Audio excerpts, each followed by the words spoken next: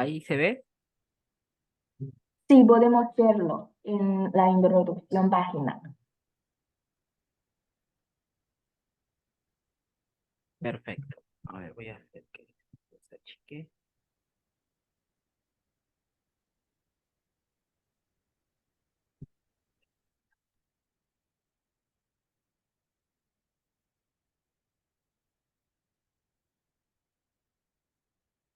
Hola, ¿qué tal? Buenas noches, me presento. Yo soy Juan Alexander Sánchez, de acá de Lima, Perú, médico veterinario dedicado a la anestesiología. Y el día de hoy vamos a hacer una un repaso acerca de cómo conocer las partes de nuestra máquina de anestesia inhalatoria, cómo tratar de sacar el máximo provecho y luego vamos a hablar un poco de ventilación mecánica. Ya ustedes han tenido una charla bastante completa con el doctor Ivankovich hace 2, 3 semanas, así que vamos a tratar de complementar eso para no hacer repetitivos, ¿ya? Vamos a tratar de hablar un poco acerca de fisiología y principios de fisiología que están relacionados con la ventilación mecánica. Estas son las sociedades a las que yo pertenezco. Pertenezco a la Sociedad Española de Anestesia y Analgesia, pertenezco a la Asociación de Anestesia y Analgesia de Perú, pertenezco a la Asociación de Anestesia y Analgesia de la República Argentina y soy miembro del grupo de anestesia veterinaria entre amigos. Entonces vamos a empezar con una pregunta. ¿Qué es la anestesia inhalada? Bueno, la anestesia inhalada ha tenido mucho auge últimamente por el desarrollo de equipamiento cada vez de mejor calidad y se le considera única porque debido a que su vía de administración y eliminación es por vía aérea, esto hace que la seguridad en la técnica de anestesia sea mucho más segura porque todo paciente tiene que estar intubado con suplementación de oxígeno para poder que la máquina pueda darle el fármaco necesario para producir el efecto de hipnosis. Entonces, es por eso que la consideran una técnica un poco más segura.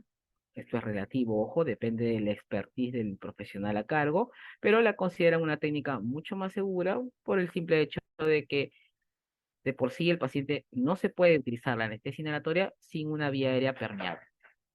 Los cambios en la profundidad anestésica también son relativamente rápidos de acuerdo al fármaco que uno está empleando. Generalmente uno trabaja con isoflurano o sevoflurano, que son los que uno más tiene a la mano. ¿Qué objetivos vamos a alcanzar con la administración de los fármacos de anestesia inhalatoria? Que vamos a tener un determinado grado de depresión del sistema nervioso central, mantener una concentración alveolar que evite el estímulo nociceptivo en la gran mayoría de nuestros pacientes, que ya vamos a ver cómo lo podemos hacer. Hay que tratar de evitar los efectos adversos de la anestesia inhalatoria, que son hipotensión, vasodilatación, hipoxia, hipotermia y hipoventilación, que después ya vamos a ver cómo lo podemos corregir. Por eso puse la foto de acá del hipopótamo, para que ustedes relacionen que hay que evitar al hipopótamo. Brevemente, un poquito de historia. El uso de los anestésicos inhalatorios. Hace años que iniciaron con el éter, luego dieron paso al cloroformo, al óxido nitroso, y a mediados del siglo XIX fueron sustituidos por los halogenados, sobre todo el alotano, y después el isoflorano, el sebo, el desflorano, etcétera, etcétera, ¿no? Nosotros nos hemos quedado como fármacos de uso veterinario bastante seguros con el isoflorano y con el sevoflurano. Es muy raro tener desflorano porque tiene un vaporizador especial, etcétera, etcétera, y es sumamente caro. No es fácil para el medio veterinario conseguir un vaporizador desflorano. Vamos a hablar un poco de las características físico-químicas. Acuérdense que los anestésicos inhalatorios que se emplean en medicina veterinaria y que producen realmente una depresión de la corteza cerebral, o sea, un cuadro de hipnosis, son el ISO y el sebo. Y vamos a ver algunas características propias de ellos. Hay algo en el chat. Déjame fijarme, por favor. Ya.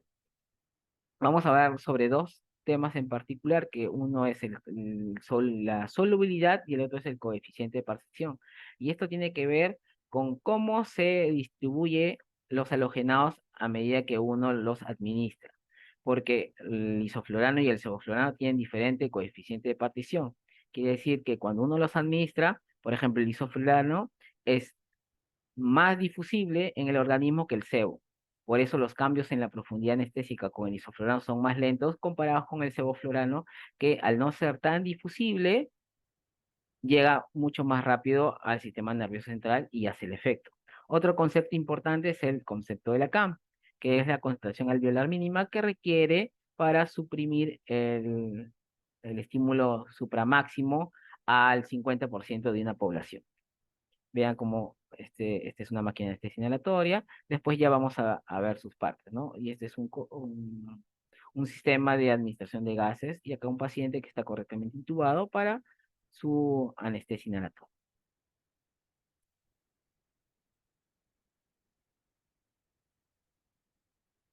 Acá es un poquito de lo que estábamos hablando sobre la solubilidad en sangre de los anestésicos inhalatorios. Quiere decir que a medida que van administrándose los halogenados, se van disipando en la sangre, en los diferentes tejidos. Acá el isoflorano es el que más difunde por los tejidos, demora un poco más en llegar al sistema nervioso central y por lo tanto, al momento de terminar la anestesia inhalatoria, también va a demorar un poco más su recuperación con respecto al sevoflurano, que su coeficiente de partición sangre-gas es mucho menor.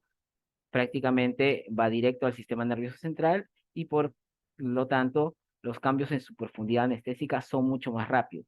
Ahora, hay que ver que hay que tener cierta experiencia con el sevoflurano porque como los cambios en la profundidad anestésica son muy rápidos, es bastante fácil tenerlo en un plano bastante superficial o también en un plano muy profundo y hay que saberlo equilibrar. En cambio, el isoflurano es un poco más estable en ese sentido. Para alguien que recién está practicando con el tema de la anestesia inhalatoria, se prefiere el isoflurano porque los cambios en la profundidad anestésica son más lentos, entonces vas a tener menos despertares intraquirúrgicos y también menos riesgo de profundidad anestésica.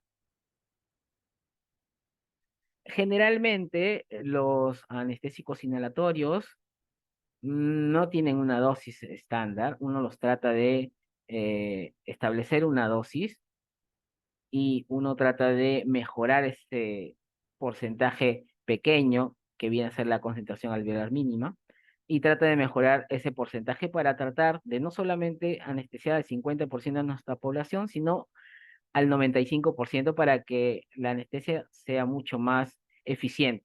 Porque si nos quedáramos solamente con el concepto de la CAM, del 50%, es como tirar una moneda al aire y ver que hoy día a Bobby le toca anestesia y a otro paciente no le toca. Entonces vamos a estar jugando así el 50%. Entonces, para determinar cómo sacar la dosis, vamos a tratar de correr 3 desvíos estándar a la derecha para mejorar esa probabilidad de éxito.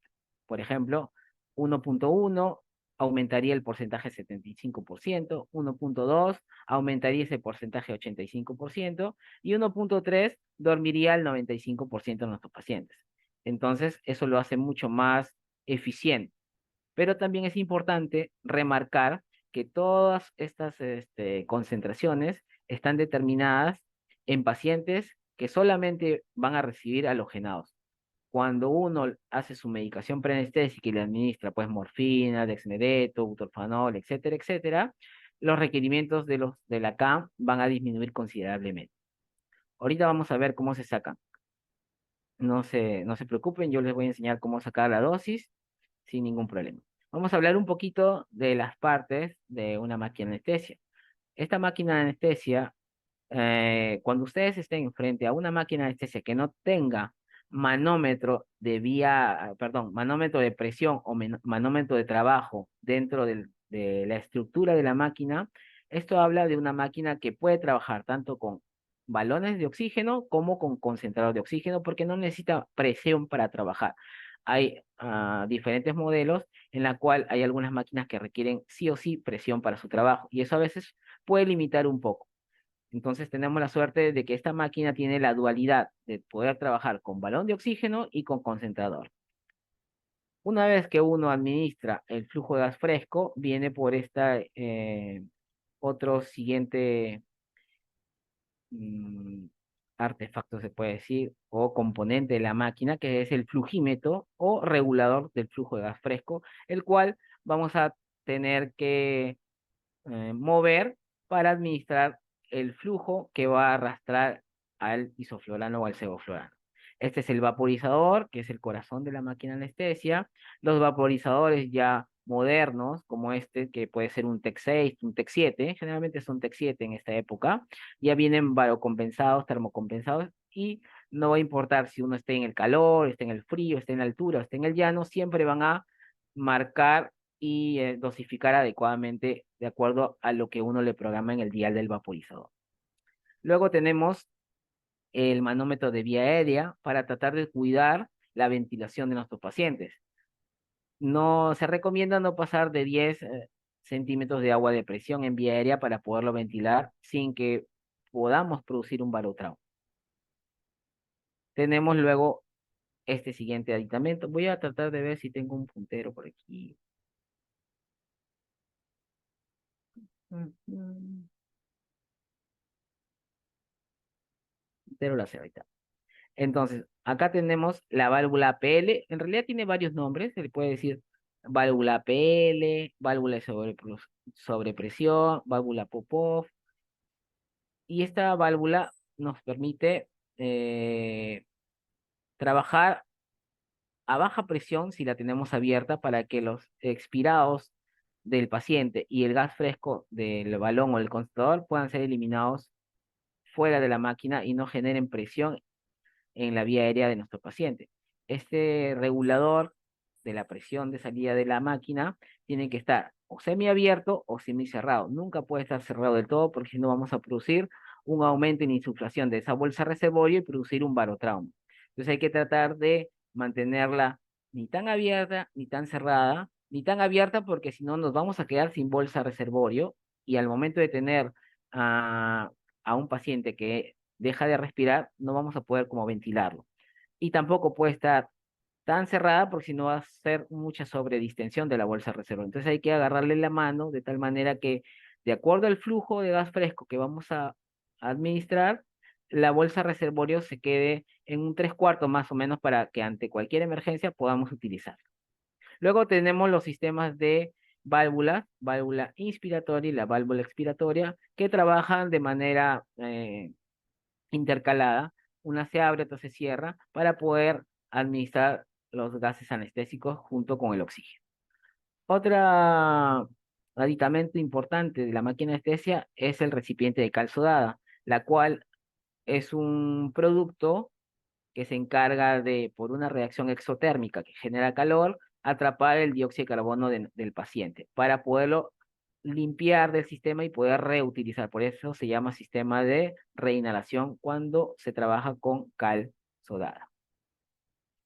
Otra, otra parte importante, algunas máquinas tienen un selector que nos permite trabajar en sistema de reinhalación y en sistema de no reinhalación. Generalmente la ponen por acá o la ponen por acá. Eso también es importante recalcar.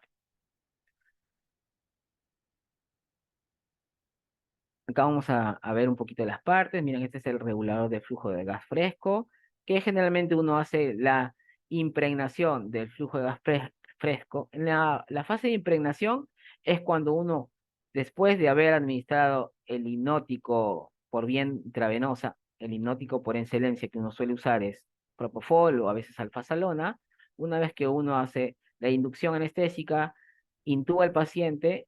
Ahora tiene que el paciente conectarse a la máquina y el isoflurano o el sevoflurano de la máquina tiene que pasar al paciente. Y para eso necesitamos aumentar el flujo de gas fresco. Uno empieza con 2 litros por minuto como flujo adecuado de arrastre para poder impregnar, por eso se llama fase de impregnación, y que toda esa droga entre rápidamente al paciente y haga el efecto que nosotros queremos obtener, que es la hipnosis.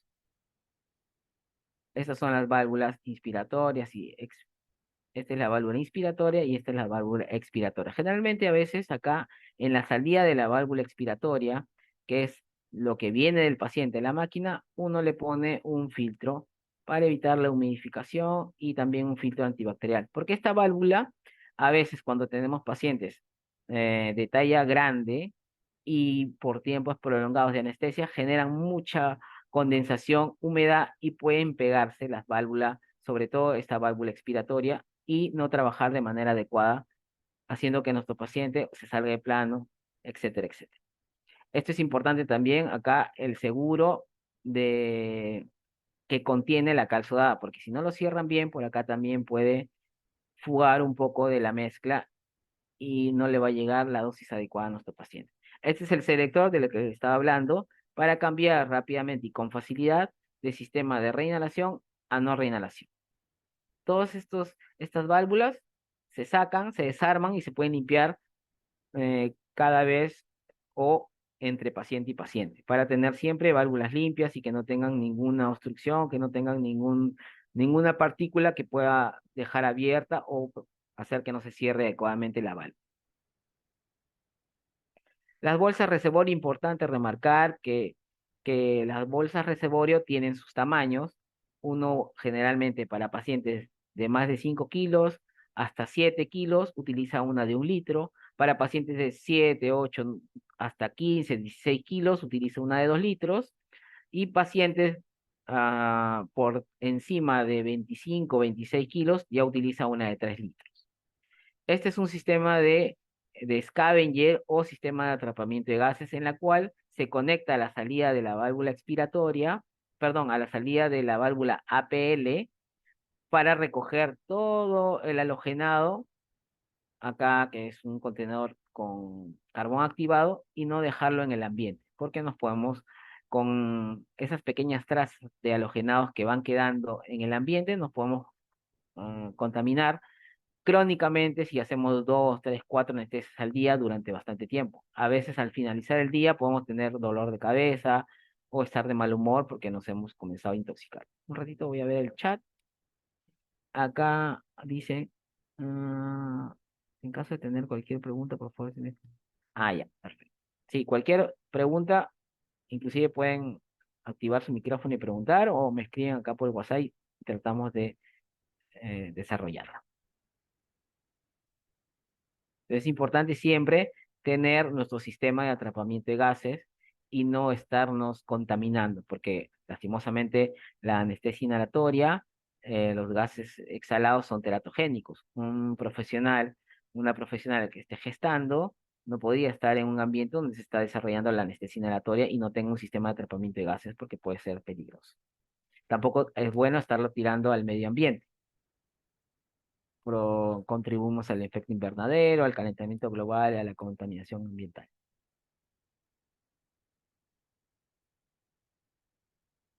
La cal soda, súper importante en sistemas de reinhalación.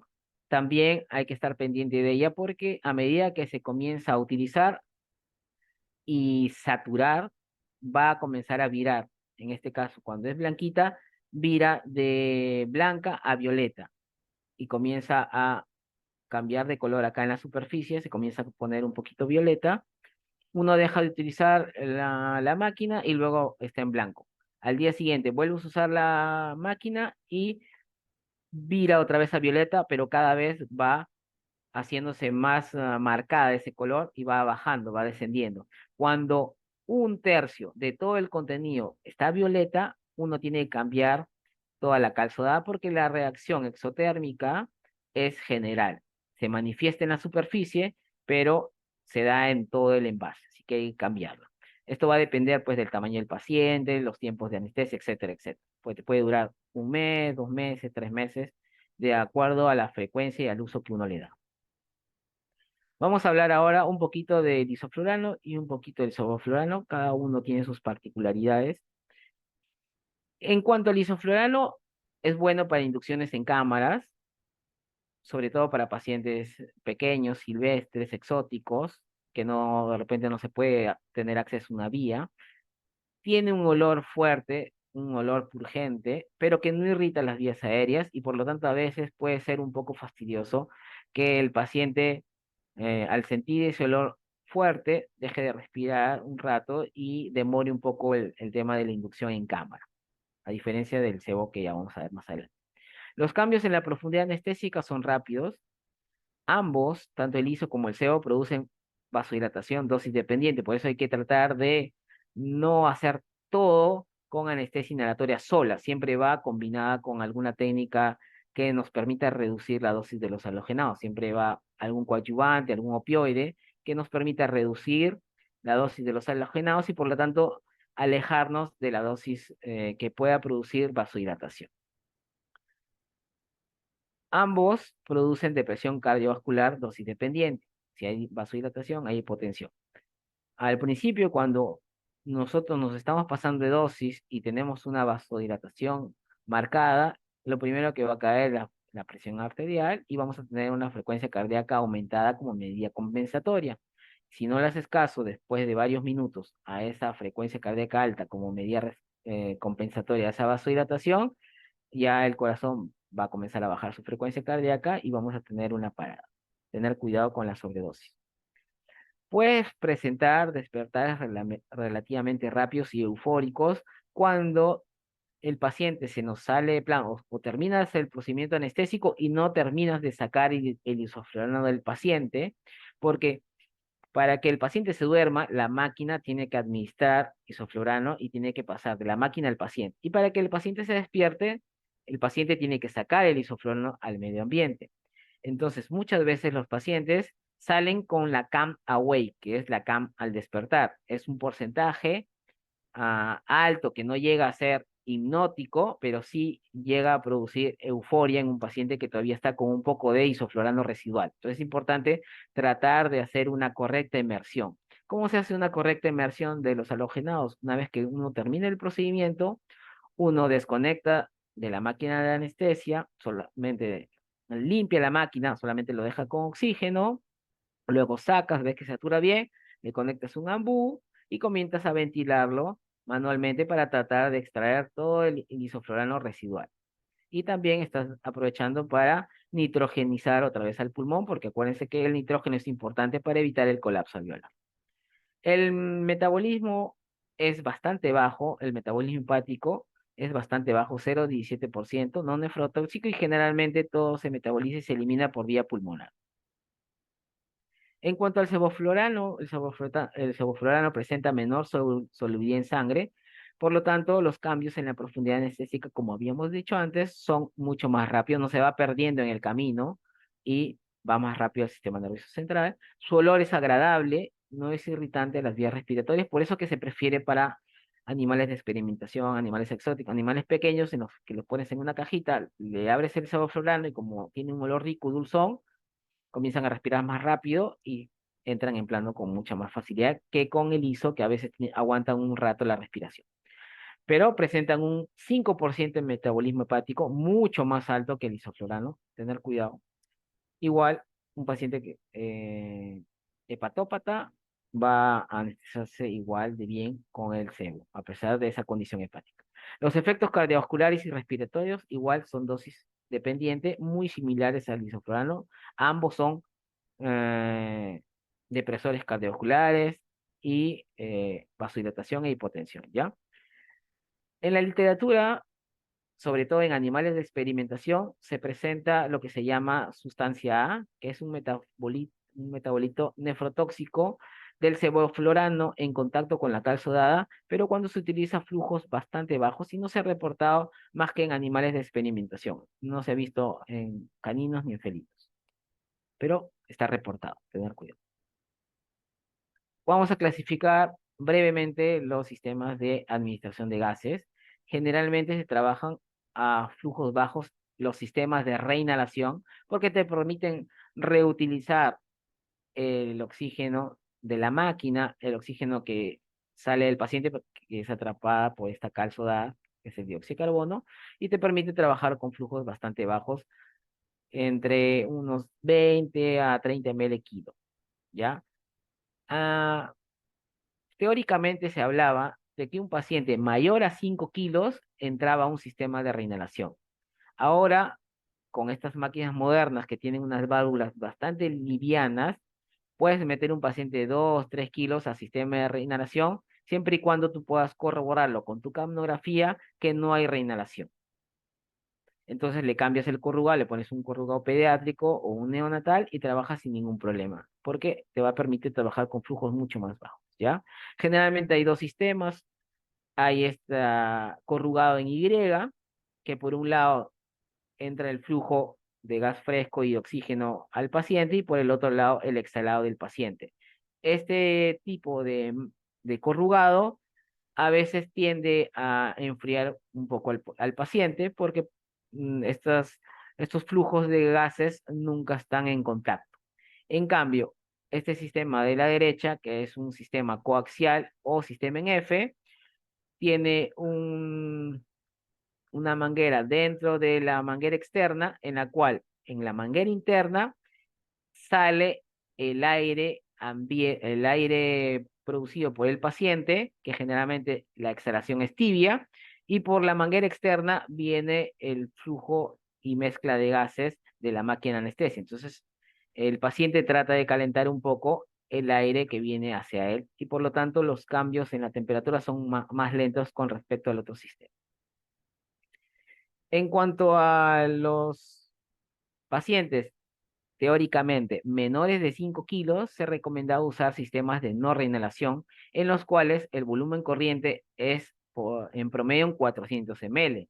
Por ejemplo, un paciente que pesa 3 kilos, 3 por 4, 12, necesitaba mantener un flujo de gas fresco de 1,2 litros, versus pacientes que entran a este sistema de reinhalación, donde los volúmenes son bastante bajos, pero ojo que hay que ver en la ficha técnica si el vaporizador permite flujos bajos, porque generalmente la mayoría de vaporizadores permite trabajar con flujos a partir de 500 ml de flujo de gas fresco. De repente tenemos un perro de 10 kilos y vamos a usar un volumen corriente de 20, 200 ml de flujo de gas fresco requeriría, pero de repente no le puedes poner 200 porque si no, no va a arrastrar el isoflurano del vaporizador, porque el vaporizador requiere 500. Entonces uno trabaja entre 500 a 800 por ahí de flujo de gas fresco, que es lo suficiente, eh, se puede decir, como eficiente para tratar de mover el isoflurano o el sevoflurano del vaporizador. Con respecto a estos pacientes que utilizan sistemas de no reinhalación y los flujos de gas fresco son mucho más altos. ¿Y por qué son mucho más altos? Porque de esta forma evitamos la reinhalación. En el otro sistema, el que evita la reinhalación es la calzodada. Acá en estos sistemas de Jackson Rees, TD Aire, Bain o McGill, etcétera, lo único que tenemos para evitar la reinhalación es los flujos de gas fresco mucho más altos. Entonces, tener cuidado que pacientes pequeños gastan más oxígeno y gastan más halogenados que pacientes más grandes. Entonces, tener presente eso. Igual ya el doctor Ivankovich les enseñó en la clase anterior cómo sacar los costos de los halogenados por ml. Bien. También se les explicó que la inversión inicial para tener una máquina de anestesia puede ser un poco alta, pero después, a la larga, la máquina de anestesia inhalatoria es sumamente barata porque se gasta muy poquito. Y es importante que la anestesia inhalada cumpla con esta pentada anestésica que antiguamente se conocía como la triada anestésica, que era la triada de Cecil Gray, que después con los años ha pasado de 3 a 5, en la cual tenemos que tener hipnosis, analgesia, relajación muscular, protección neurovegetativa y amnesia, ¿no? Entonces, tiene que haber un correcto monitoreo de las funciones vitales de nuestros pacientes para poder hacer una anestesia de calidad y segura. Vean acá cómo están seteando la máquina, acuérdense de la fase de impregnación, que ya ahorita vamos a ver cómo sacamos la dosis, pero ya les voy diciendo que se impregnan con un flujo de gas fresco de 2 litros, dial del vaporizador en 3, y vamos haciendo un correcto monitoreo. Electrocardiograma, curva de pletimografía, frecuencia cardíaca, saturación de oxígeno, temperatura, tensión arterial, etcétera, etcétera, ¿no?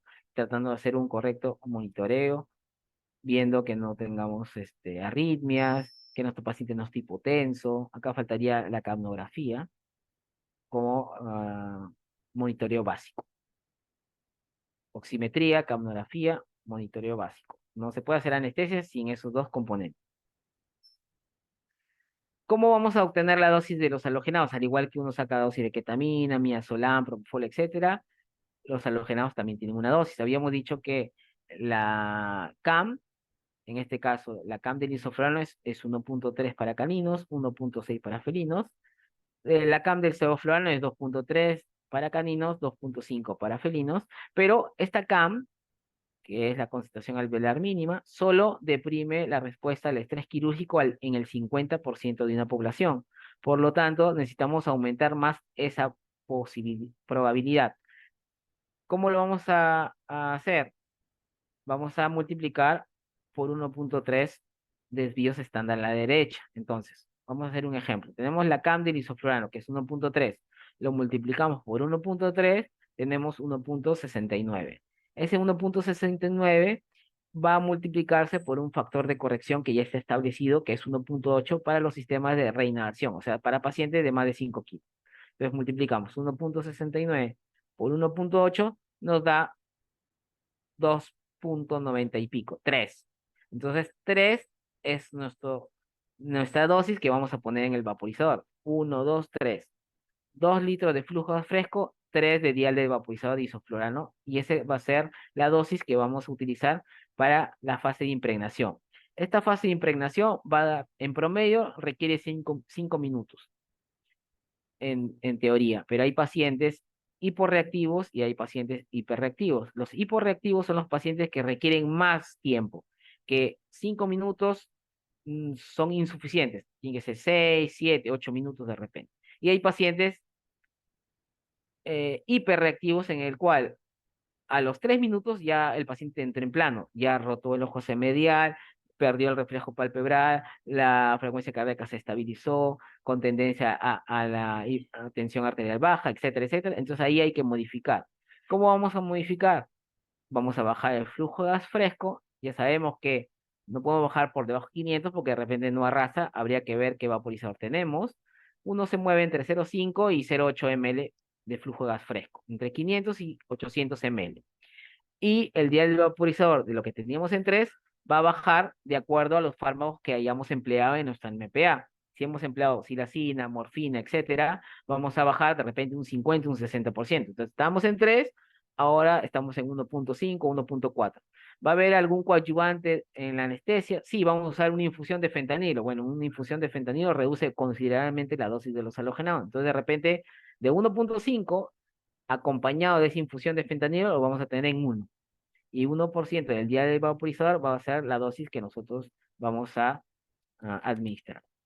Y así, cada fármaco va a ir reduciendo los requerimientos de los halogenados para tratar de mantener una estabilidad hemodinámica que no nos genere ni depresión ventilatoria ni una caída de la tensión arterial marcada. Eso era todo con respecto a los halogenados. Si tienen alguna duda, encantado de poderles ayudar. Voy a dejar de sacar el entero.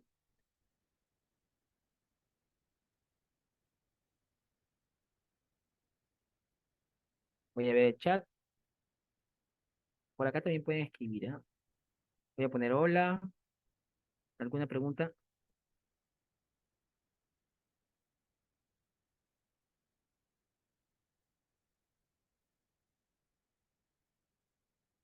No, para pasar a la próxima.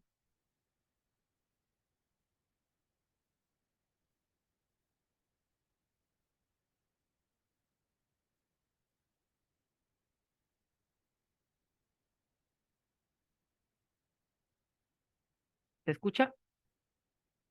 ¿Están en línea o ya se Sí, fueron? sí, doctor, podemos escuchar. Ah, ya, no me asuste porque Sí. tú eres mi feedback, ¿eh? Ah, no se No te, preocupe. no te vayas, Margarita. Entonces, No, estamos parece que aquí. todo está claro con la anestesia inhalatoria. Vean que es bastante sencilla. Ah, tenemos algo en el chat. A ver, Ah, aquí. Doctor, buenas noches. ¿Podría repetir lo del cálculo de gas? Claro, encantado. Estos cálculos no es necesario que ustedes los hagan. Simplemente es importante que recuerden de dónde viene la construcción de esa dosis.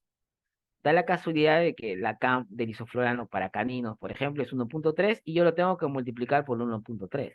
Pero puede ser la CAM del felino, que es 1.6, puede ser el sevoflurano, que es 2.5, y yo luego sería, con sebo sería 2.5 por 1.3, que sería 3 estándar a la derecha, 3 desvíos estándar a la derecha para aumentar esa probabilidad de dormir al 95% de mi población. Porque si yo me quedo con esa CAM estándar teórica, solamente va a dormir al 50% de mi población. Es como si viene el paciente y yo tirar una moneda, ahora te toca anestesia despierto. Entonces no podemos trabajar así. Entonces vamos a tener la CAM, es 1.3 y lo vamos a multiplicar por 1.3. Nos va a dar, si ustedes cogen su calculadora, 1.3 por 1.3, les sale 1.69. Ya tenemos ese 1.69 que se llama CAD, concentración alveolar deseada. Ahora, yo ese valor lo tengo que multiplicar por unos factores de corrección que ya están establecidos en todos los libros, que es 1.8 para sistemas de reinhalación y 1.4 para sistemas de no reinhalación. Entonces vamos a pensar que es un paciente de menos de 5 kilos que va a entrar al sistema de no reinhalación. Entonces 1.69 por 1.4 nos sale 2.6. Ese 2.6 es lo que uno tiene que poner en el dial del vaporizador para su fase de impregnación, para que sea su dosis inicial. Y así. Generalmente nosotros, tanto para pacientes de reinhalación como no de reinhalación, le ponemos en 3 para no estar 2.6, 3, a todos 3 para que sea siempre uniforme. Sepan que los cambios en la profundidad anestésica van a ser más rápido cuando el sistema es lineal, flujo de gas fresco altos, que cuando es reinhalación. Y el flujo va a caer también porque ya conseguimos el objetivo de arrastrar rápido y luego bajas a un flujo de mantenimiento. Ahora, no necesariamente puede ser 2 litros. En promedio, se trabaja en un ámbito académico de enseñanza 2 litros con 3 del dial del vaporizador. El tiempo de impregnación en promedio son 5. Pero si de repente tú ya tienes más experiencia, puedes aumentar el flujo de gas fresco 3 litros por minuto. Entonces, 3 por 3, 9% de vaporización. Mucho más rápido va a caer en plano, pero también puedes tener más efectos adversos, porque tú puede ser que estés bastante concentrado en tu anestesia, pero justo te llaman por teléfono o vas a atender la puerta o algo pasa y pasan 5 minutos, 10 minutos, 15 minutos, 20 minutos y lo tenías a 3 por 3. Es muy fácil llevarlo al coma con la anestesia inhalatoria si uno no tiene cuidado. En cambio, si lo tienes con 2 litros a 3 del día del vaporizador, tienes 6% de concentración, vas a tener de repente un paciente bastante vasodilatado, hipotenso, pero sin riesgo de tenerlo comatoso como si trabajaras a flujos más altos. Y si trabajas a flujo más lento, los tiempos van a prolongarse más. Ya no va a ser 5 minutos de impregnación, de repente van a ser 10 o 15 minutos de impregnación. Va a depender del ámbito de enseñanza o de académico en el cual nos encontremos. Perfecto. Entonces, vamos a ver, acá nos pregunta alguna marca de máquina de testing en especial, si yo trabajar con animales interpequeños. Hola, saludos, ¿qué tal? Bueno, hay diversas eh, marcas. Acuérdense que todas son casi casi iguales. Lo que hay que buscar es relación calidad-precio, ver cuántos años está en el mercado. Por ejemplo, la RWD acá en el mercado nacional ya tiene 6 7 años. Se habla de una máquina bastante robusta. El servicio técnico es muy bueno. Se da solución rápidamente a los diferentes problemas por desgaste propio en las máquinas que se puede presentar y el proveedor te lo cambia. Así que todo eso hay que ver, fácil de pago, que te lo ponga en cuotas, etcétera, etcétera. Pero hay que hacer el esfuerzo. A veces uno hace anestesia total intravenosa, pero hay pacientes, pues dada su condición, que a veces pasarle mucho fluido con la anestesia total intravenosa puede ser contraproducente y tenemos que hacer anestesia inhalatoria. Y mejor aún si ustedes puedan combinar ambas estrategias, una anestesia intravenosa con una anestesia inhalatoria, que es lo que generalmente se hace, que es PIVA. Perfecto. Seguimos entonces con la anestesia inhalatoria. Ya ustedes también, como les vuelvo a repetir, ya han tenido una charla muy linda con el doctor Maestro Ivankovich de principios básicos de ventilación mecánica, así que nosotros nos vamos a enfocar más en un tema fisiológico, porque sepan que la ventilación mecánica es un procedimiento antifisiológico de soporte, no es terapéutica para nada, nos va a ayudar a solucionar algunos problemas que se suele presentar de uso rutinario en la anestesia. Los pacientes muchas veces dejan de respirar, pues se sienten tan cómodos con los halogenados, tan relajados con los opioides, que dejan de respirar. Entonces, para uno no estar atado ahí pendiente de la ventilación, uno programa, se el ventilador y te dedicas a monitorizarlo de una manera más exhaustiva. A ver, acá también podría preguntar, ¿cómo se podría evaluar en ventilación mecánica si se requiere hacer rescate alveolar y en qué momento realizarlo? Bueno, generalmente vamos a ver cómo se hacemos el rescate alveolar. Es bastante simple, se hacen maniobras de reclutamiento. El tema del destete generalmente nunca es necesario. Acuérdense que nosotros hacemos ventilación mecánica intraquirúrgica para pacientes anestesiados para procedimientos quirúrgicos. No hacemos terapia de UCI, de UTI, de pacientes con neurocríticos, con que le han dado un batazo en la cabeza y se ha deprimido el sensorio y está esa disrupción entre el cerebro y la ventilación en el cual tiene que ir al ventilador mecánico y estar 15, 20 días anestesiado. Ahí sí hay fatiga muscular, ahí sí hay atrofia muscular, atrofia del diafragma, ahí sí se habla de destete de la ventilación mecánica, pero generalmente en anestesia de uso rutinario, que es la anestesia y la ventilación mecánica transquirúrgica, puedes tenerle 1 hora, 2 horas, 3 horas anestesiado, ventilado, termina el procedimiento, desconecta el ventilador y rápidamente el paciente recobra la ventilación espontánea. Así que en ese sentido no se habla de destete, hay que diferenciar eso.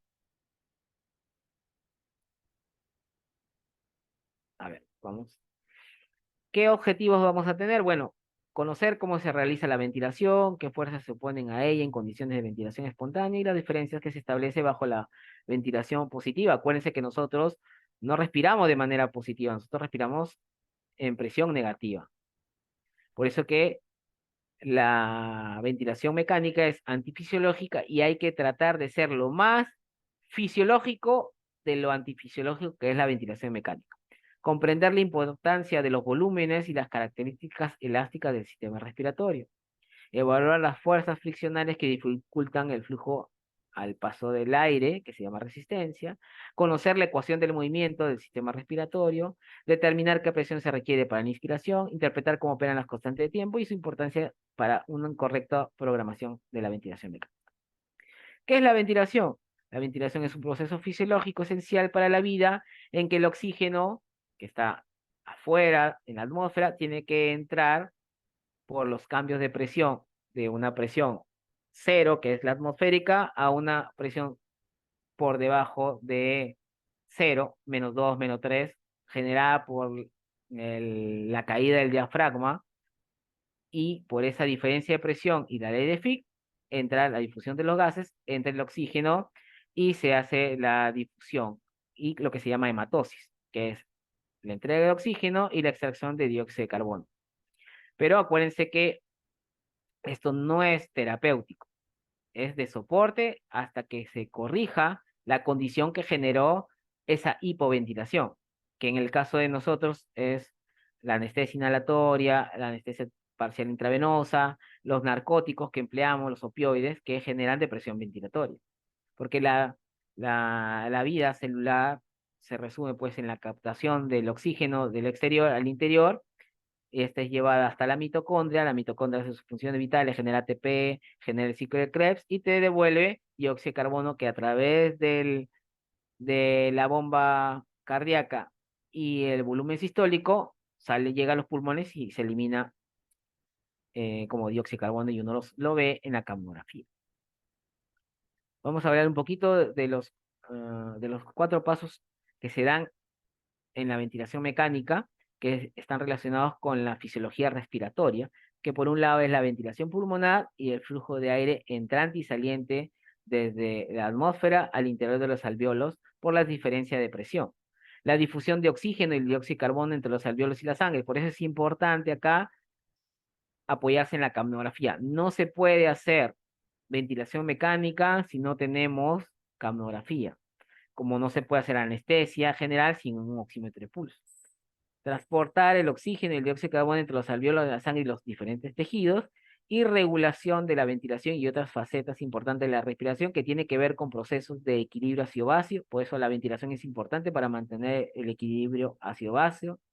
No podemos tener pacientes hipercápnicos porque generamos una alcalosis respiratoria, ni hipocápnicos porque producimos una acidosis respiratoria.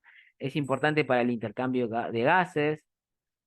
Tiene que ver también con funciones inmunohormonales, etcétera, etcétera. Vamos a ver un pequeño video cómo respiramos. Ustedes mismos lo pueden hacer. Agarren un par de tubitos, pónganle un globito a cada tubito, rompan una botellita por la mitad, pónganle algo elástico y vean cuando se hace una presión negativa, se insuflan los globitos que vendrían a ser la insuflación de nuestros pulmones. Y esto es por la disminución de la presión atmosférica. Al hacer negativa, el aire ingresa y es un paso que es pasivo. En cuanto a la expiración, los músculos se relajan, sobre todo los intercostales, el diafragma vuelve a su posición hacia craneal y expulsa el aire. Ojo que no expulsamos todo el aire que inspiramos, siempre hay una cantidad que ya vamos a ver más adelante cómo se le llama, y recordar que la presión que se necesita para vencer las vías de conducción en el intercambio de gases es a través de la presión negativa. Recordar también que hay una tensión superficial del alveolo que tiene que ver con la ley de Plas. Hay surfactante que también participa en que se haga una correcta difusión, y recordar que la presión que se genera en el alveolo es igual a 2 veces la tensión superficial entre el radio.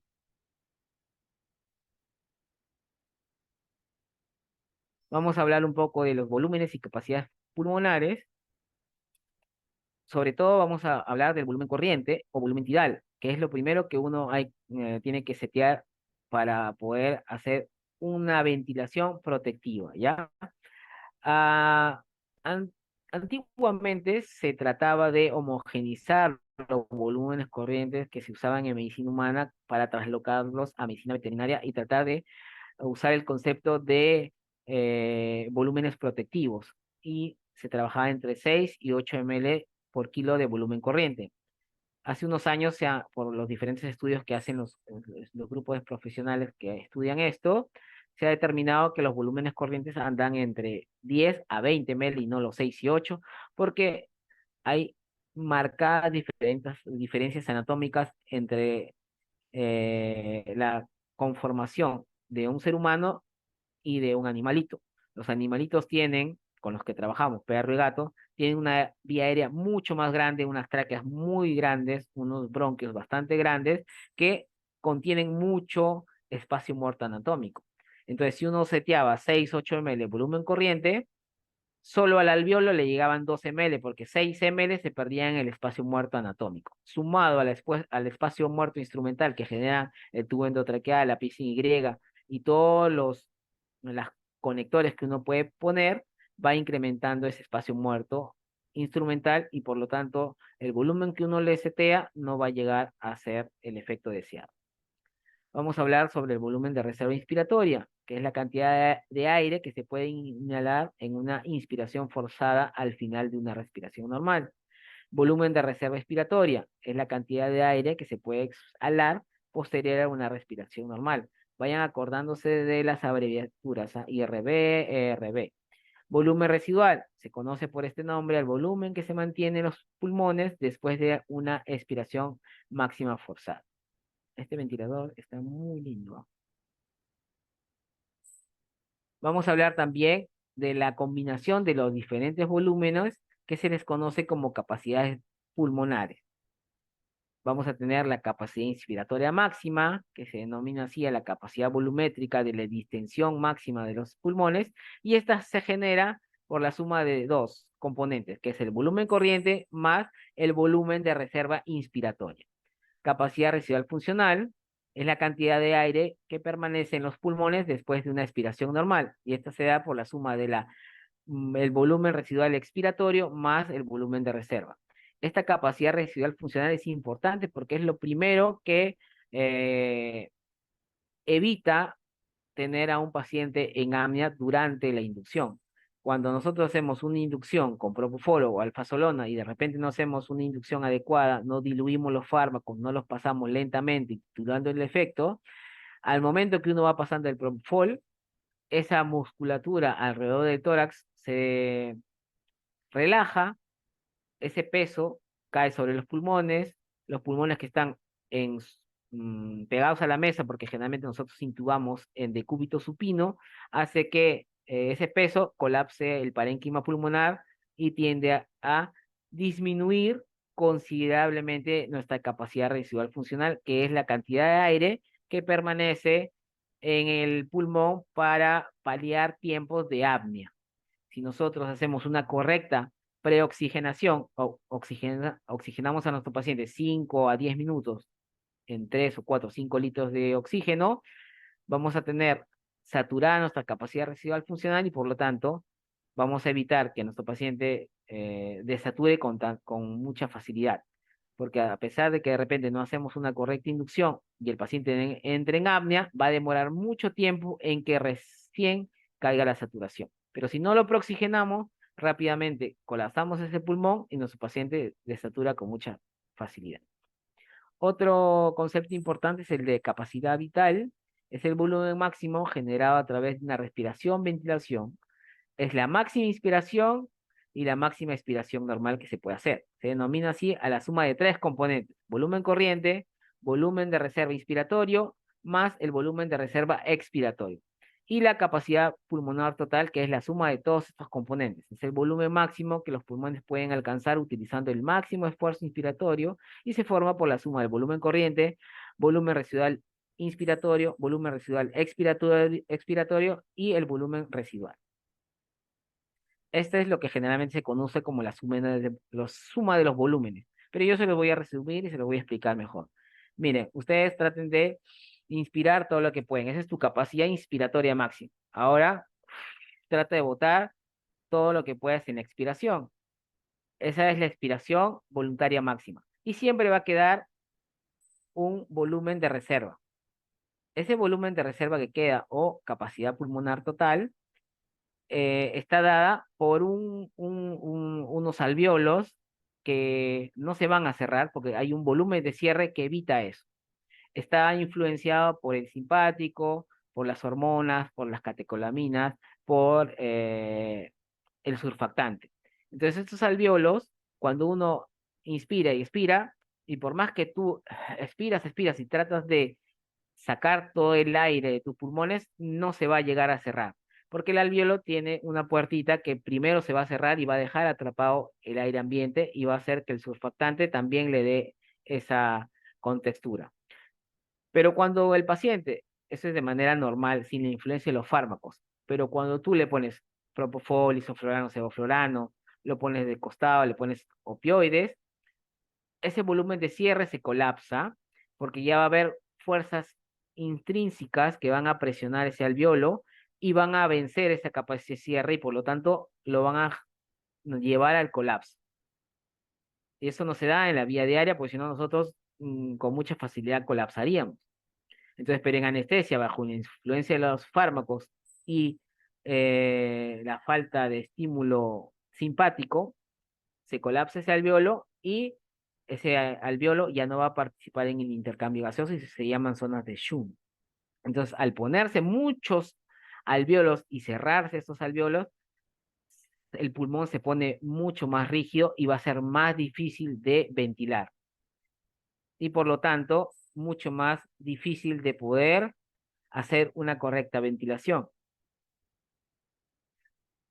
Vamos a hablar un poco de la ecuación del movimiento. Es importante que ustedes recuerden esa fórmula, así como ustedes recuerdan las fórmulas de matemática. También es importante recordar esta fórmula de la ecuación del movimiento, en la cual esta parte de acá, voy a volver a poner el puntero, en la cual esta parte de acá es la presión generada por el equipo más la presión muscular, va a ser igual al flujo que genera una resistencia en la vía aérea de conducción, la vía aérea, la nariz, la boca, tráquea, etcétera, más el volumen corriente por la elastancia que tiene que ver con el componente elástico como el componente eh, distensivo pulmonar. Entonces, este tiene que ver con el flujo que tiene que vencer una resistencia y este tiene que ver con la elastancia y la distensibilidad pulmonar más la PIP, que es la presión positiva al final de la expiración. Siempre hay que tratar de poner PIP, si no, los alvéolos se nos van a colapsar. Y dice un dicho así, un vaso de agua y PIP no se le niega a nadie. Entonces, todos los pacientes bajo la ventilación mecánica tienen que estar con la PIP, que va a evitar que se nos cierre sus alvéolos. Seguimos desmenuzando la ecuación del movimiento, en la cual vamos a tener componentes dinámicos, que es el flujo por la resistencia, y esto tiene que ver con la distensibilidad dinámica, ¿ya? De la vía aérea, que es, ¿cómo se saca la distensibilidad dinámica? Es volumen corriente entre presión pico menos PIP. ¿Es importante la distensibilidad dinámica? No mucho, porque la distensibilidad dinámica, como acá lo dice, flujo por resistencia, tiene que ver con las resistencias en la vía de conducción, en la vía aérea, en el traqueotubo. Entonces, si de repente tenemos un traqueotubo acodado o tenemos moco, va a aumentar esta distensibilidad dinámica. Ahora, tenemos otra parte que tiene que ver con el componente estático, que es la elastancia propiamente dicho del pulmón, y esta elastancia tiene que ver con la distensibilidad estática, y esta distensibilidad estática sí es importante porque la distensibilidad estática tiene que ver con la presión plató, la presión meseta, realmente la distensibilidad en los alvéolos. Entonces es importante conocerla. ¿Cómo se hace la distensibilidad estática? Es volumen corriente entre presión plató menos pi. Esta es la de importancia. Esto yo puedo tener un pico de presión inspiratoria máxima elevada y de repente tener una presión platea bastante baja. Entonces no me preocupo. Yo veo la curva de volumen-presión, ya, entonces esto está pasando porque hay moco, hay acodamiento, etcétera. Pero si yo veo que mi distensibilidad estática está aumentada, ahí sí me preocupo porque de repente estoy sobreinsuflando mucho mis alvéolos y puede ser peligroso, ¿ya?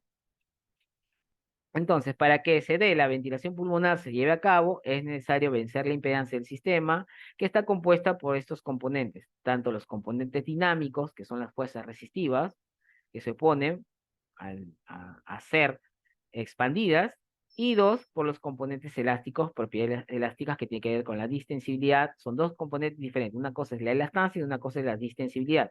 La distensibilidad es la propiedad que tiene un cuerpo de deformarse y la elastancia es la capacidad que tiene un cuerpo de volver a su estado original.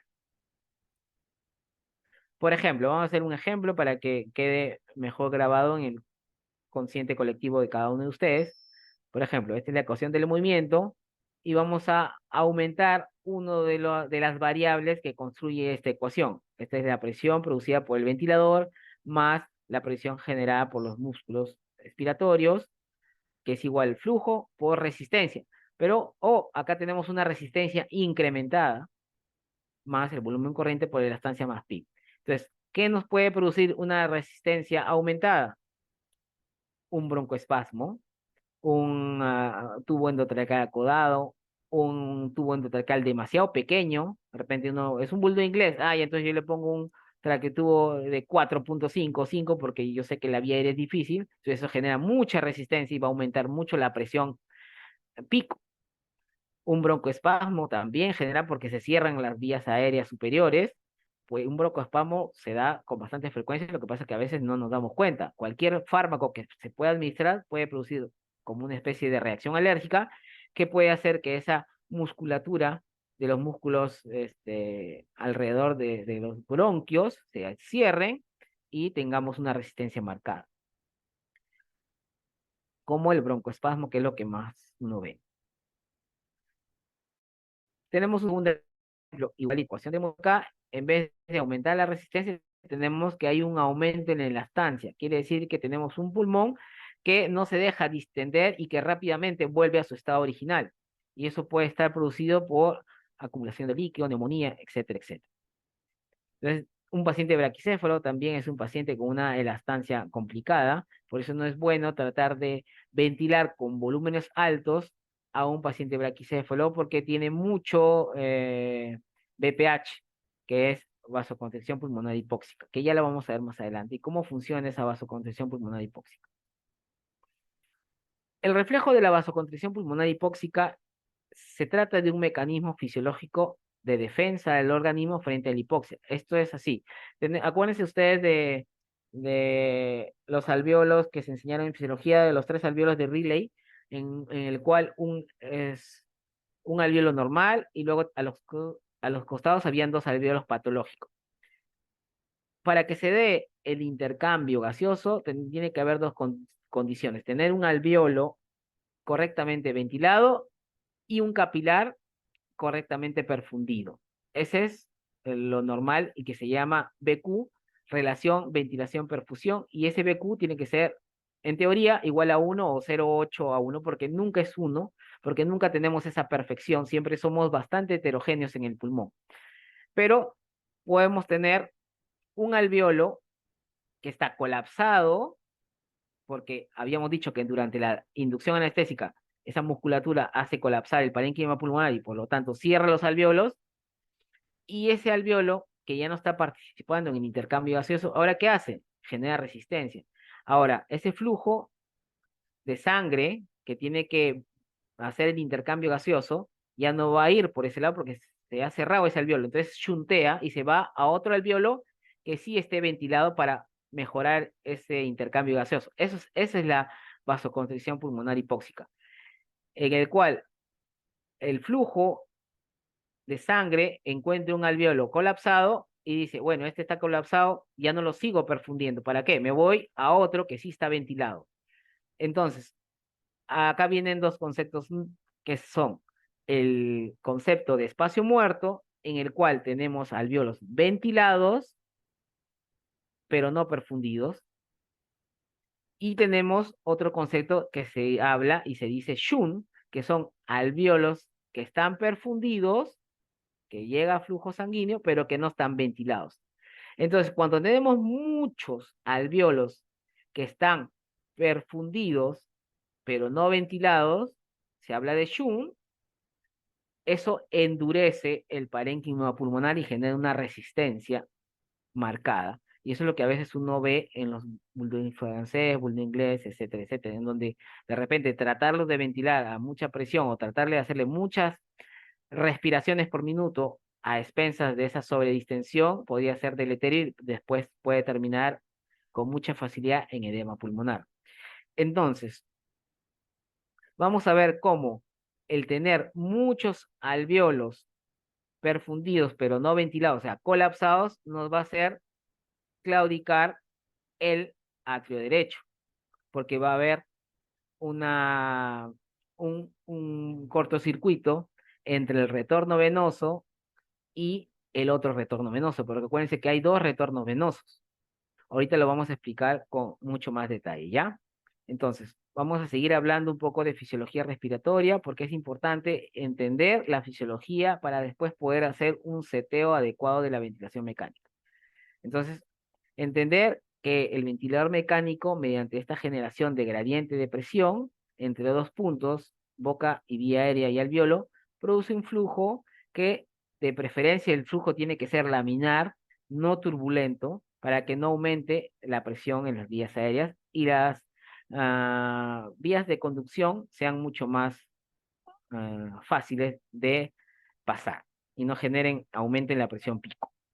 Y este flujo y las propiedades elásticas del sistema tienen que ser las adecuadas para no producir una sobredistensión en los alvéolos que con mucha facilidad se abren porque el sistema pulmonar es heterogéneo y hay alvéolos que se abren con mucha facilidad y hay otros alvéolos que no se abren con facilidad. Es como tener dos globitos, globitos de cumpleaños, en el cual uno lo sopla y se abren muy fáciles, y luego tenemos unos globitos de carnaval que son muy difíciles de abrir soplando, que necesitan mucha presión. Entonces, cuando uno setea el ventilador y, por ejemplo, no pone pip, entrega el volumen, se abren los alvéolos con mucha facilidad, pero los otros alvéolos se quedan cerrados. Y esos alvéolos que se abren con mucha facilidad se sobredistienden demasiado porque uno le setea un volumen corriente de 10 ml por peso.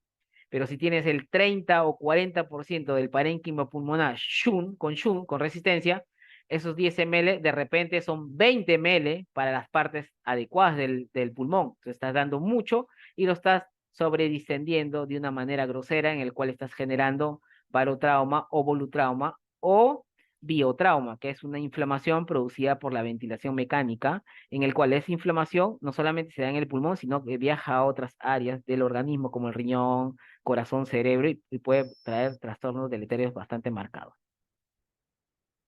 Entonces, vamos a hablar un poco de las, siguiendo con las implicancias pulmonares, para que ustedes puedan entender cómo setear adecuadamente el ventilador mecánico. Y no solamente es setearlo de acuerdo al volumen corriente, que en medicina veterinaria anda entre 10 y 20 ml, sino que también pensar en que si yo tengo mucho Shun, esos 20 o 15 ml que de repente yo le estoy aportando, van a producir una sobredistensión alveolar y va a lastimar al paciente. Entonces siempre hay que tratar de adicionar pi para mejorar esa condición, porque si no, vamos a tener sobredistensión tidal, que se conoce así, y estos alvéolos se sobredistienden, se colapsan, se sobredistienden, se colapsan, se sobredistienden, se colapsan y genera inflamación.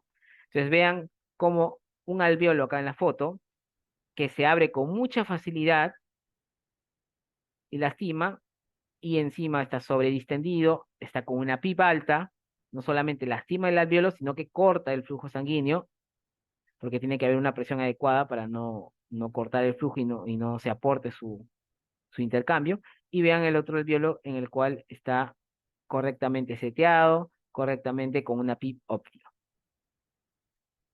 Esto es lo sumamente importante, las implicancias cardiovasculares. Acuérdense que la ventilación mecánica, al ser antifisiológica y al ser a presión positiva, lo primero, al primer órgano que le cursa recibo es al atrio derecho, que el atrio derecho es una parte importante del sistema en el cual está acostumbrado a trabajar a presión prácticamente cero. Es un órgano que no trabaja con presión. Y si uno le mete presión en los pulmones, hace caer el retorno venoso. Más aún, si se corta este sistema de pasaje de un retorno venoso al segundo retorno venoso. Entonces, hablando un poquito de fisiología, acuérdense que, ¿qué era el retorno venoso?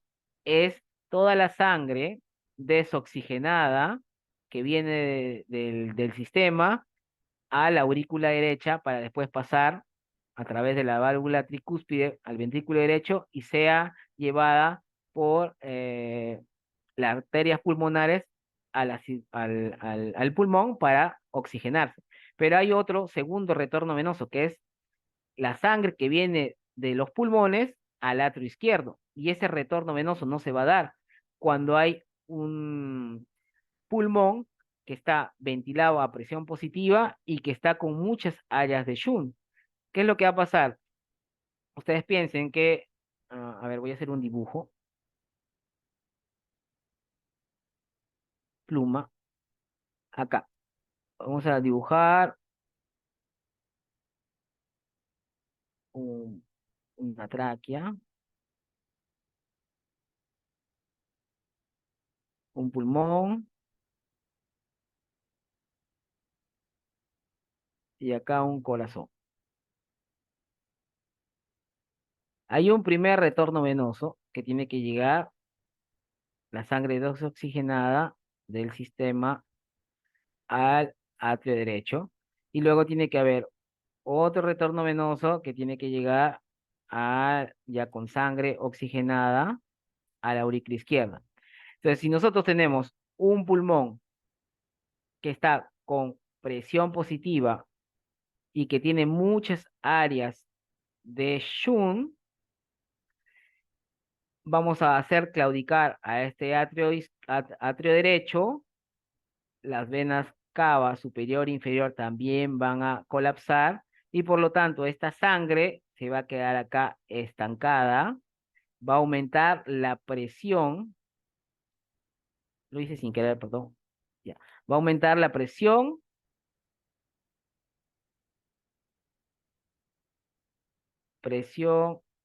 venosa central, y como va a quedar acá cortocircuito, no va a haber un segundo retorno, porque la sangre se ha quedado acá, y vamos a tener caída del volumen sistólico,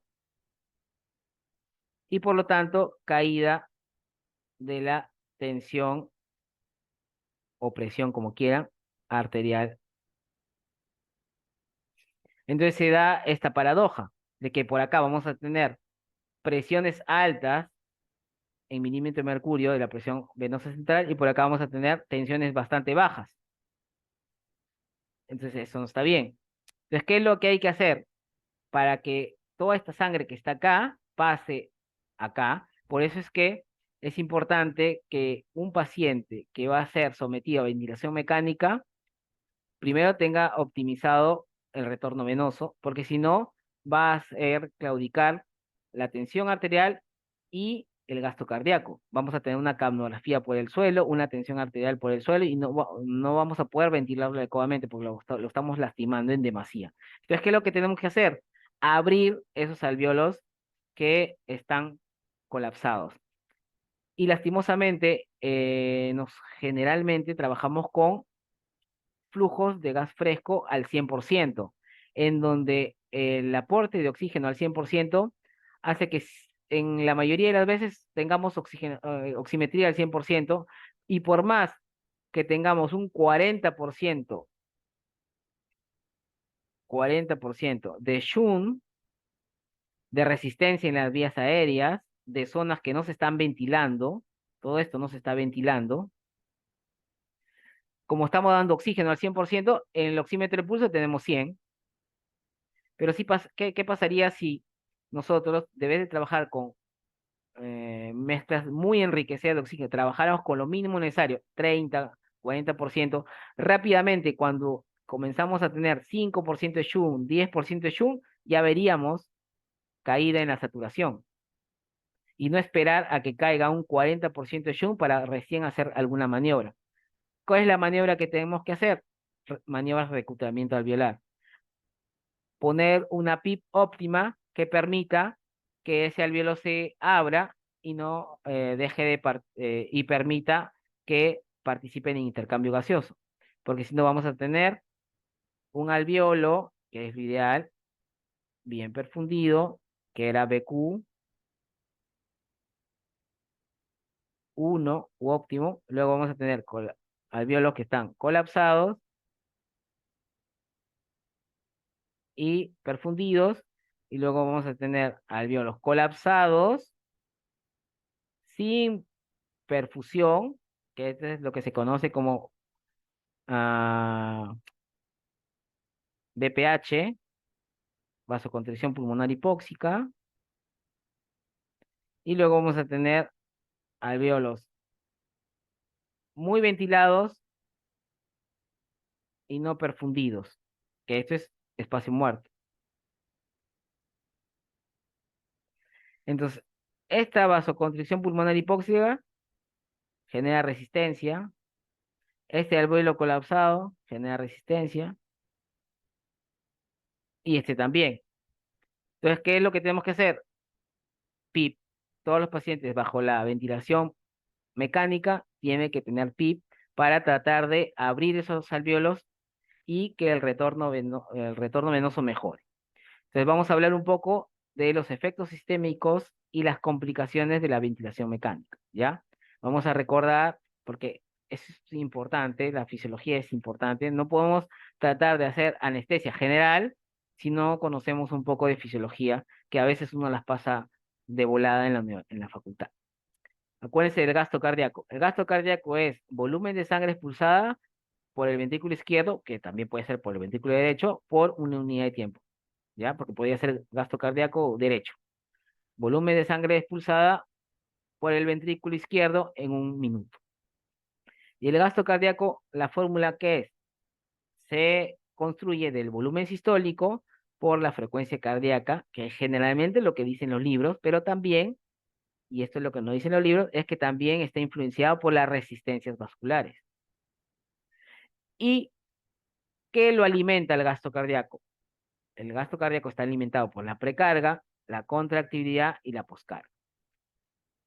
La ventilación mecánica hace claudicar a la precarga, al retorno venoso. ¿Y qué es la precarga? Es la carga o volumen que distiende el ventrículo luego del llenado pasivo y activo de la aurícula y antes de la sístole. Representa el volumen de sangre que estira las fibras musculares ventriculares. Cantidad de sangre que el ventrículo derecho debe bombear con cada latido. Es todo lo que le llega al atrio derecho. Esa es la precarga. ¿Qué está construida la precarga? Por el retorno venoso, que es la cantidad de sangre que regresa a la aurícula derecha, que tiene que ver con la volemia, que tiene que ver con la distensibilidad ventricular y que tiene que ver con la contracción auricular. ¿Cómo se da el retorno venoso? Primero que siempre hay un delta de presión. La aurícula derecha trabaja a 0 de presión, a veces hasta 14 milímetros de presión.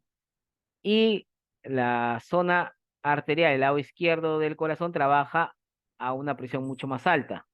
Trabaja a 25 hasta 120 milímetros de mercurio de presión. Entonces, por esa diferencia de presión, hace que siempre la sangre esté en constante movimiento, desde una zona de mayor presión a una zona de menor presión. Por eso siempre la sangre trata de llegar a la aurícula derecha. Por eso se da ese movimiento dinámico de la llegada de sangre al corazón, porque el corazón, al igual que la vejiga, se parecen bastante, pero no, ninguno de los dos son órganos aspirantes. Ninguno de los dos aspira el volumen que le llega. Tiene que llegarle la cantidad de sangre o la cantidad de orina adecuada, tanto a la vejiga o al corazón, para poder funcionar adecuadamente. Entonces, por esa diferencia de presión, de llegar de una zona de mayor presión a menor presión, es que se da la llegada de la sangre a la aurícula derecha. Pero también tenemos una bomba muscular que hace que la sangre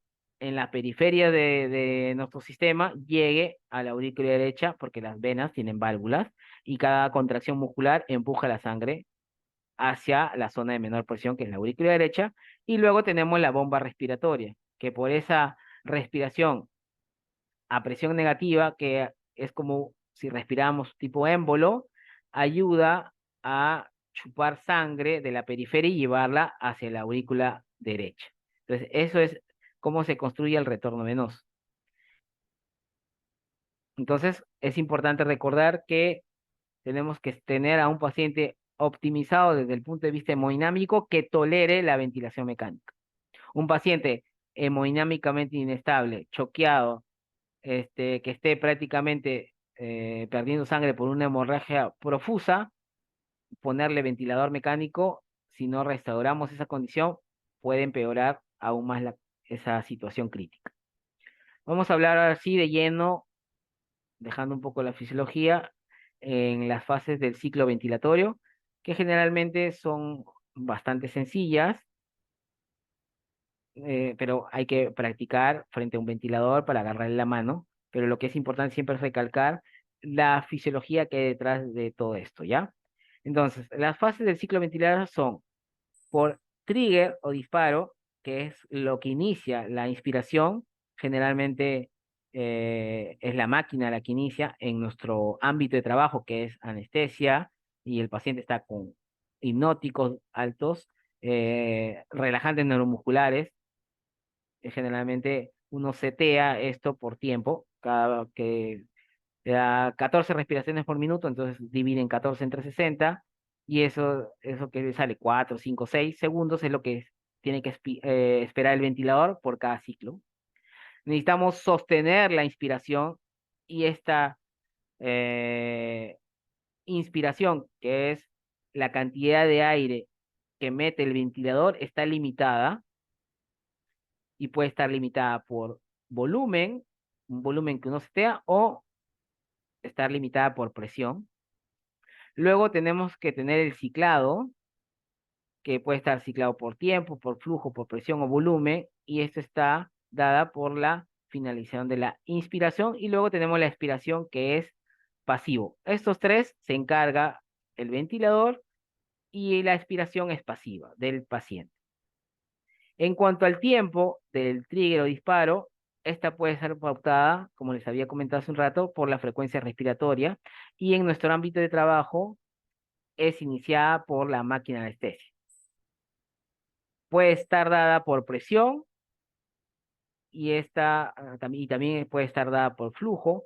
Generalmente, cuando está dada por presión, el trigger, uno le pone -3, 4, -5 de presión, y esta sensibilidad de disparo por presión va a detectar que el paciente hace un esfuerzo para respirar y va a dar inicio a ayudarle.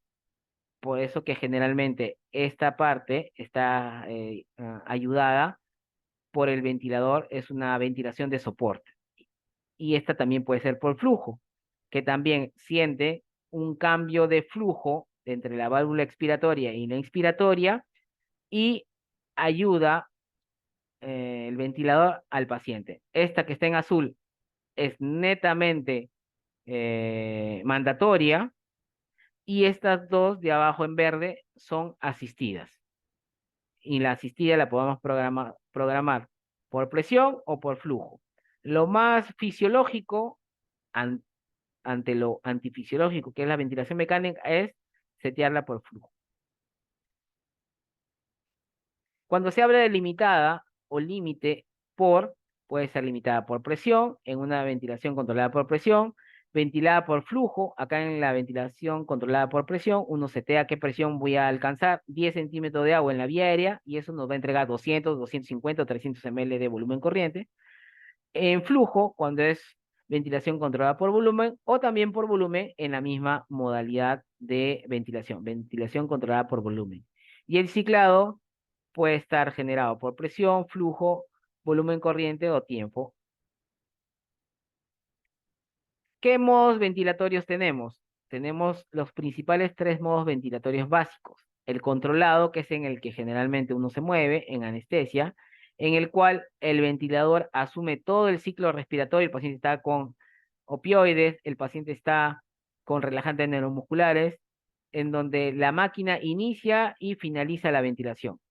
Y la asistida, en donde el paciente está, se puede decir, saliendo de la anestesia y uno le da un soporte, por eso se llama modalidad soporte, y en la cual la máquina reconoce y apoya el esfuerzo que está produciendo el paciente para ayudarlo a ventilar. Esto es durante la anestesia general, y este es cuando ya está acabando la anestesia y uno le hace una modalidad soporte. Generalmente en ventilación espontánea no se trabaja con ventilación mecánica.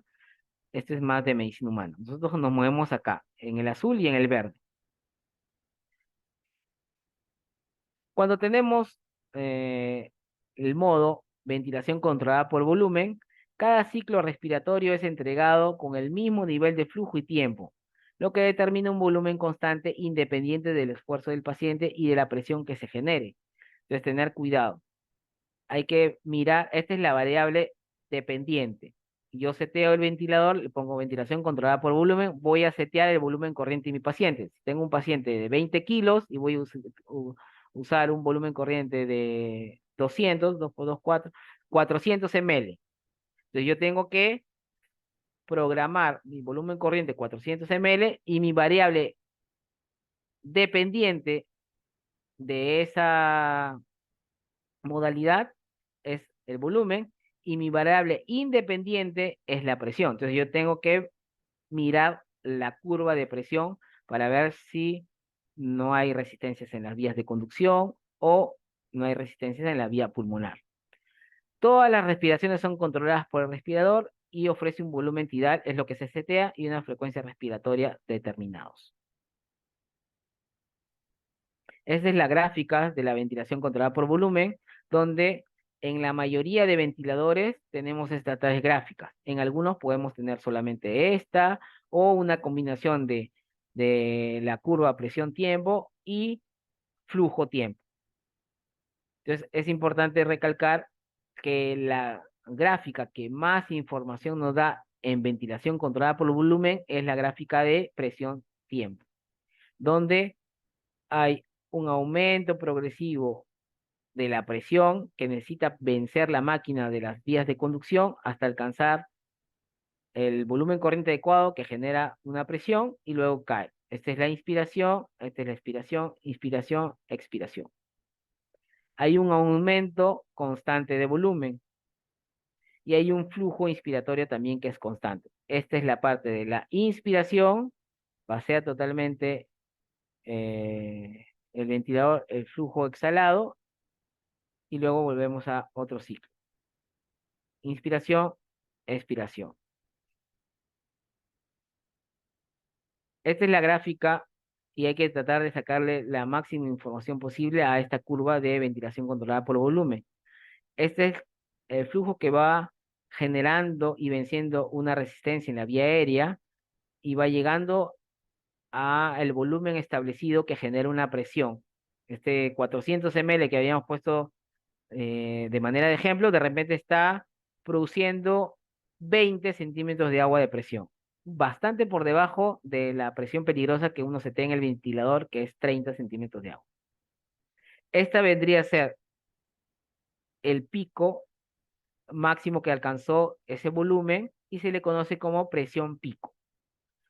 Luego, si nosotros, dependiendo del modelo de ventilador que tengamos, le podemos proporcionar una pausa inspiratoria en donde cerramos el flujo de aire y el flujo de aire queda cero, se estabiliza, la presión cae. Esta es la presión plató o presión transpulmonar. Esta es la presión que realmente le está llegando al alveolo. Hay que ver si el monitor nos lo permite programarla dentro de todo el tiempo inspiratorio o se pausa y después lastimosamente se sigue, o sea, no permanece. Hay ventiladores que te permite ponerla dentro como presión inspiratoria y hay otra que hay que ponerla y después automáticamente uno deja machucar y se quita.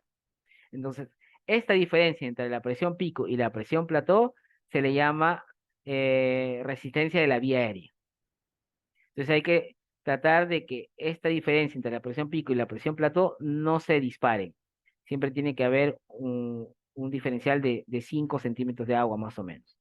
Si se comienza a disparar y aumenta mucho nuestra presión pico, hay resistencia en las vías aéreas, un tubo caudado, un taponamiento de moco, y nos va a sonar las alarmas que estamos alcanzando una presión alta, pero desde el punto de vista fisiológico, a nivel de la presión transpulmonar o la presión en el alveolo, está segura, no hay ningún problema. Cuando nuestra presión plató también se comienza a elevar, eso sí es peligroso porque puede ser que estemos sobredistendiendo alveolos o tengamos alveolos muy colapsados y los que se están participando en intercambio gaseoso se están sobredistendiendo. O sea, ahí hay que hacer algo. Luego tenemos otra gráfica que es la presión plató menos la PIP, que se conoce como driving pressure, que es un valor de protección pulmonar. La diferencia entre la presión plató y la PIP no tiene que ser mayor a 13 centímetros de agua. 15, 16 y 7 ya estamos lastimando la vía aérea porque esta es la presión general en el alveolo. Entonces siempre hay que tratar de tener 13 de driving pressure, de presión de conducción, que tiene que estar por debajo de 13 centímetros de agua. ¿Y cómo se hace? De repente tratando de hacer maniobras de reclutamiento alveolar y poner PIP. Y de acuerdo a eso vamos abriendo y vamos achicando esa diferencia. Porque mientras más alveolos estén colapsados, mayor resistencia va a haber. Y van a ver que mientras ustedes tengan alveolos más abiertos y que estén con una PIB óptima, la resistencia en las vías aéreas va a disminuir, va a ser mucho más fisiológico poderlos ventilar. Cuando tenemos ventilación controlada por presión, la presión inspiratoria programada es constante y se establece como variable independiente. El volumen y el flujo varían de acuerdo con el nivel de presión establecido. Por eso esta presión es importante ver el volumen que nosotros estamos entregando, y también es importante ver que el volumen puede cambiar de manera abrupta si de repente estamos trabajando en ventilación controlada por presión y el cirujano se apoya en el tórax del paciente. Al apoyarse en el tórax del paciente, va a aumentar la resistencia del flujo en la vía aérea, mucho más rápido va a alcanzar esa presión y de repente alcanza la presión establecida, pero el volumen no es completo, es mucho menor a lo que nosotros le habíamos seteado al ventilador, porque hay esa resistencia en la elasticidad pulmonar, porque alguien se está apoyando, y por lo tanto el volumen seteado queda corto y vamos a tener, si no nos damos cuenta, pacientes con un volumen corriente bastante bajo. También esta modalidad controlada por presión nos ayuda a compensar si el paciente por ahí, o no, no el paciente, sino la máquina por ahí tiene algunas fugas y te permite compensar esas fugas entregando un volumen independiente de la fuga que hay por ahí. En esta modalidad se ajusta el nivel de presión inspiratoria que se desea utilizar, la frecuencia respiratoria y la duración de la inspiración son variables, son iguales que en el otro modo ventilatorio, hay que volverlas a setear. Y las variables que uno tiene que evaluar son el volumen y el flujo. Esta es la gráfica de la ventilación controlada por presión. Vean que es diferente porque acá el flujo se alcanza rápidamente y se mantiene dando ese volumen, eh, esa presión que da ese volumen seteado y luego cae. Acá es el volumen entregado, que puede ser relativo, no siempre va a ser el mismo volumen, puede entregar un poquito más, un poquito menos, de acuerdo a la presión dentro de la vía aérea. Si se apoyan, saben que va a disminuir el volumen entregado. Y si se apoya y luego sueltan de golpe, se va a volver, va a tener un patrón más elástico y el volumen entregado va a ser mayor.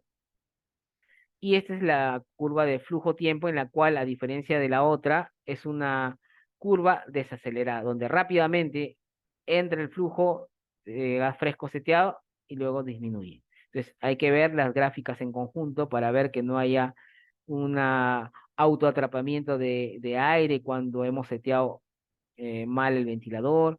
Acá generalmente en estas gráficas no se da tanta información. Uno empieza a trabajar con ventilación controlada por volumen y después puede pasar a presión en caso lo requiere, pero generalmente entre la ventilación controlada por presión y la ventilación controlada por volumen no hay diferencia, una no es mejor que la otra.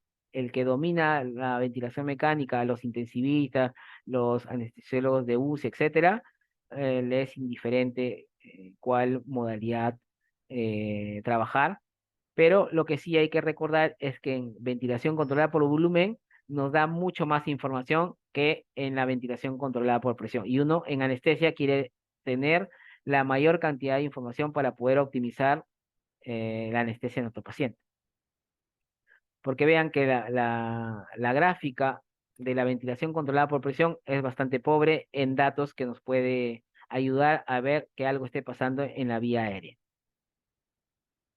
Luego tenemos otra modalidad ventilatoria que es la asisto controlada o AC, que en la cual ya se programa, ya sea por flujo o por presión, para que le avise al ventilador diciendo, tengo a mi paciente, ya se le fue los relajantes neuromusculares, ya lo quiero recuperar.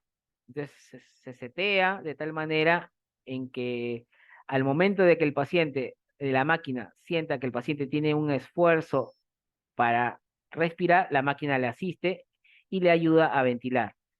Y esta modalidad asistida también entre respiración y respiración dada por el ventilador también puede permitirle al paciente respirar de manera espontánea.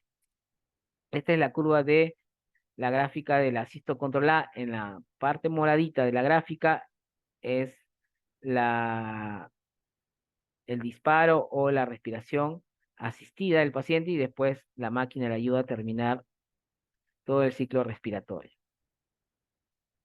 Igualito que la ventilación mandatoria intermitente sincronizada SIM, es muy parecida a la asisto controlada, en la cual también es una modalidad de recuperar la ventilación espontánea después de haberla terminado el procedimiento quirúrgico.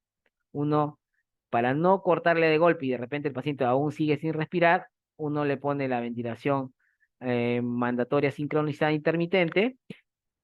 Esta va a detectar un esfuerzo inspiratorio y le va a ayudar, pero también le va a permitir que si el paciente comienza a respirar, lo va a dejar en espontánea. O sea, no va a haber esas peleas que pueden lastimar al paciente si hay muchas asincronías.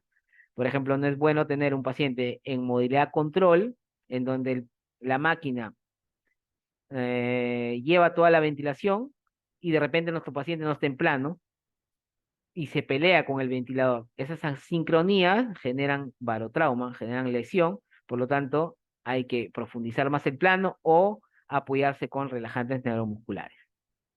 Esta es la gráfica de la ventilación mandatoria intermitente sincronizada, en el cual hay deflexiones negativas que indican que el paciente está haciendo un esfuerzo para ventilar y le permite, de repente, si él puede ventilar, o si no, pasa un tiempo determinado y le asiste con una ventilación, después lo deja, siente algunos esfuerzos inspiratorios y luego lo asiste.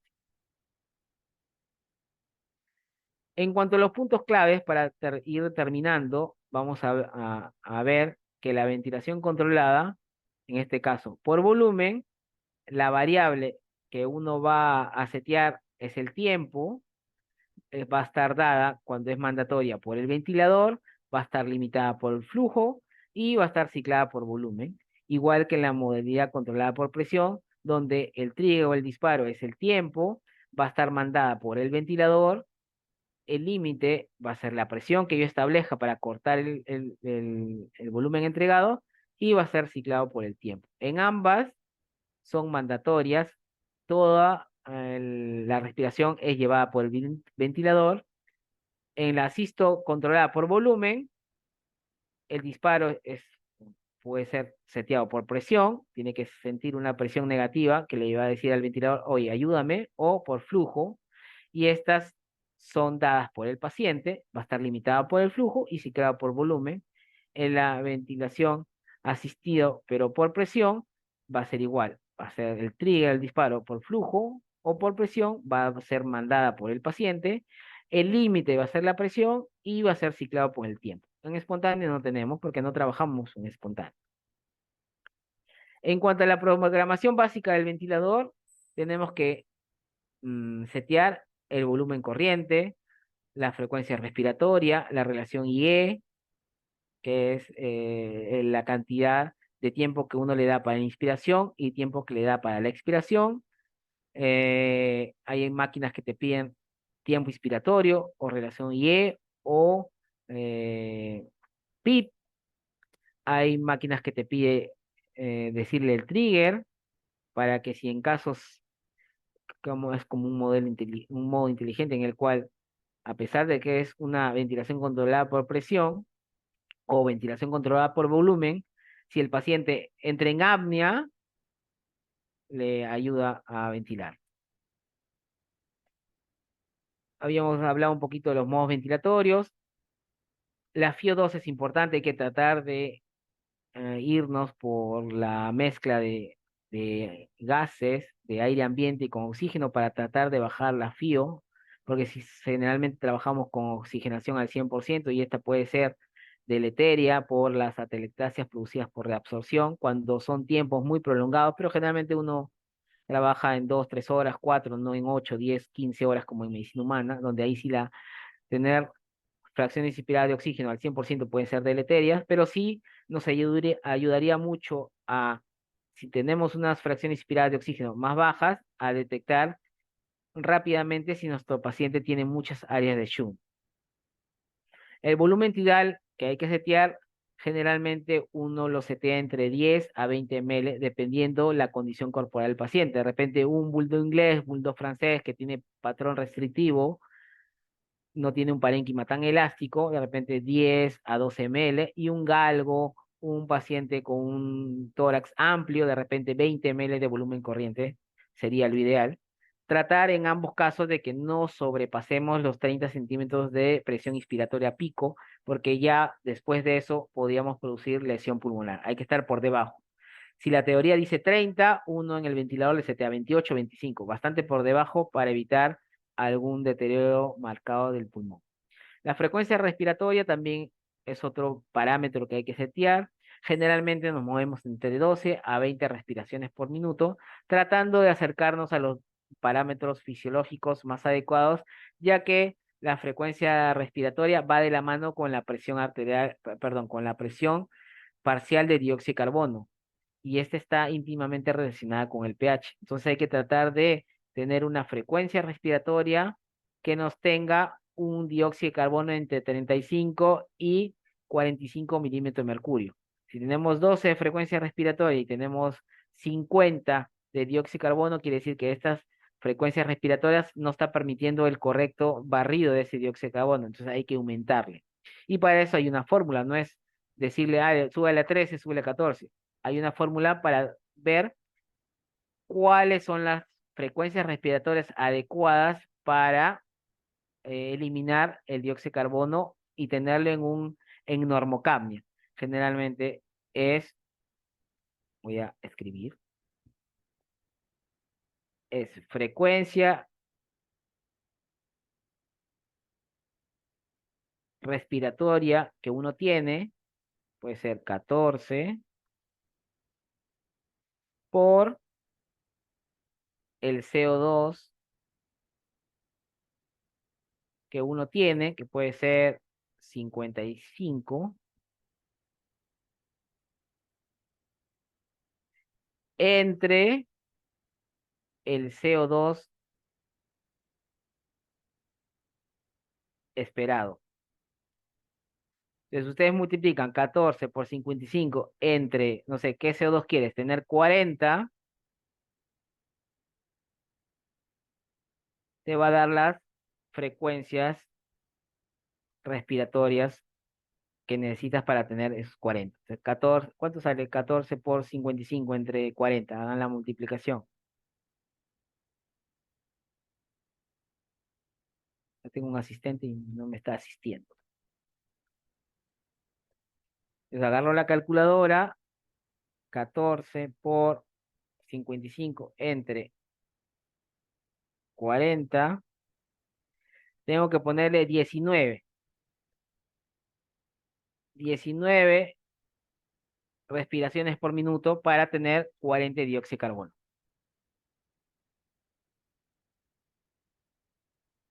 Perfecto. El doctor Darwin está súper atento. Una estrellita para él. Vamos a pasar a la siguiente diapositiva. Voy a sacar mi puntero. Ya.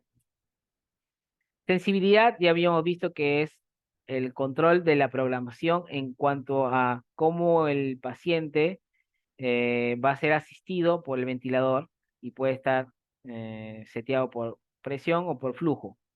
Mientras más sensible le pongamos la sensibilidad a la máquina, más rápido va a detectar que el paciente necesita ser asistido y lo va a ayudar. Si le bajamos mucho la sensibilidad, el paciente va a hacer un esfuerzo demasiado alto para decirle, oye, ayúdame, y recién el ventilador lo puede asistir y va a generar mucha presión negativa, peligroso.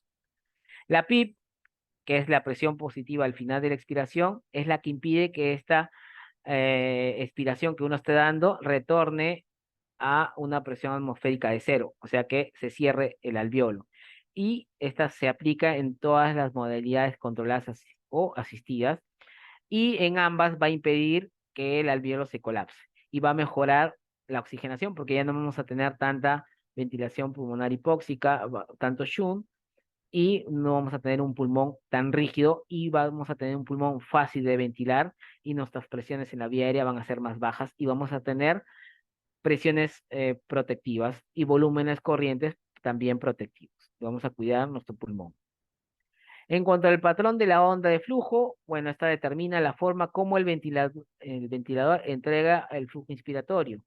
Y generalmente hay diferentes formas. Y generalmente uno trabaja con flujo constante o onda cuadrada, entrega el volumen en menor tiempo, pero genera mayor presión en la vía aérea que otras.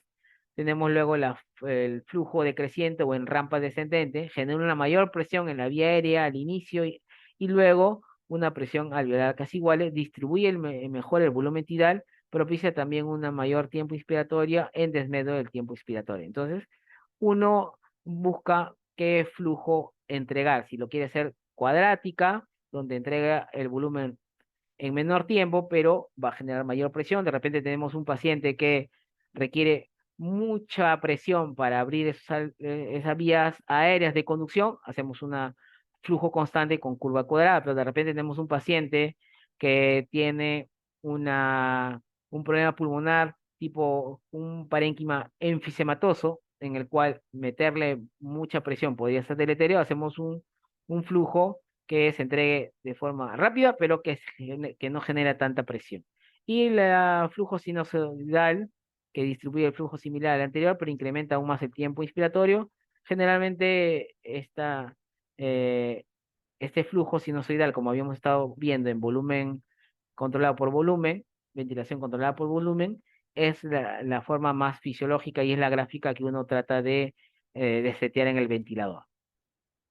Tiempo inspiratorio y relación IE es el tiempo inspiratorio el que regula cuánto de ese tiempo el paciente requiere perdón, el ventilador requiere para entregar ese volumen y va a depender de que si es muy corto o muy largo, porque para que no genere disconfort del paciente. Mientras la frecuencia, el tiempo inspiratorio y la relación IE van de la mano con la frecuencia respiratoria. Mientras más rápida la frecuencia respiratoria, más se va a modificar tu tiempo inspiratorio y tu relación IE, y mientras más lenta tu frecuencia respiratoria, más se va a prolongar tu relación IE. Por eso que cuando uno comienza a mover la frecuencia respiratoria, se mueve tu tiempo inspiratorio y tu relación IE. Y la relación entre la inspiración y la expiración o IE normalmente es 1-2, que es lo más fisiológico ante lo más antifisiológico, que es la ventilación mecánica. Es un tiempo para la inspiración y 2 tiempos para la ventilación. Entonces, hay ventiladores que te permiten programar tiempo inspiratorio o relación IE. Vamos otra vez a la pluma y es bastante fácil de sacar. Por ejemplo, tenemos que a un paciente le vamos a dar 12 respiraciones por minuto. Es dividir 60, porque 60 segundos hace un minuto, 60 entre 12, y por ejemplo este ventilador nos dice hay que poner no relación IE, sino tiempo inspiratorio. Entonces, ¿y yo cómo sé qué tiempo inspiratorio es? Pero yo me acuerdo que yo tengo que tener una relación IE 1-2, lo más fisiológico. Entonces, ¿cuánto me sale? 60 entre 12. ¿Cuánto es 60 entre 12? 5. Entre, si yo quiero una relación IE 1-2, lo más fisiológico, 1 más 2 es 3. 5 entre 3, ¿cuánto es? 1.6 es el tiempo, el tiempo inspiratorio que yo le voy a setear al ventilador. Yo no tengo para programar la relación IE, pero sí tengo para programar el tiempo inspiratorio, entonces yo sé que 1.6 es el tiempo inspiratorio, para que sea lo más fisiológico posible. Y si me dan una ventilación en donde sí me permite ponerle relación IE, pues le pongo relación IE 1-2. Y que seguramente una relación I 1-2 a 12 respiraciones por minuto me va a dar un tiempo inspiratorio de 1.6. Eso sería todo, así a grosso modo. Es bastante difícil meter ventilación mecánica que requiere muchas semanas de un taller, se puede decir, en 1 hora y pico, ¿eh? Muchas gracias al doctor Alexander Sánchez por su excelente presentación. Sí, muchas gracias. Y estamos muy orgullosos de tener al doctor Alexander Sánchez hablando en este evento. La charla fue absolutamente maravillosa y No, apreciamos sus gracias. valiosos puntos de vista. Sí, ¿No hay preguntas? sí, sí. Y ahora es momento para preguntas y respuestas y Muchas gracias, para Margarita, por los preguntar. elogios. Sí, Muy amable.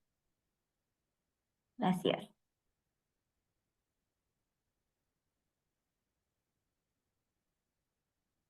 Si no hay preguntas, me voy a sentir mal. Voy a pensar que no entendieron, ¿ah? O quedó muy claro, que no creo que sea tan claro, porque esto se tiene que hacer en la práctica. O sea, uno hace teoría y después va al paciente y trata de replicar. ¿Qué hora es? Bueno, creo que estamos a buena hora.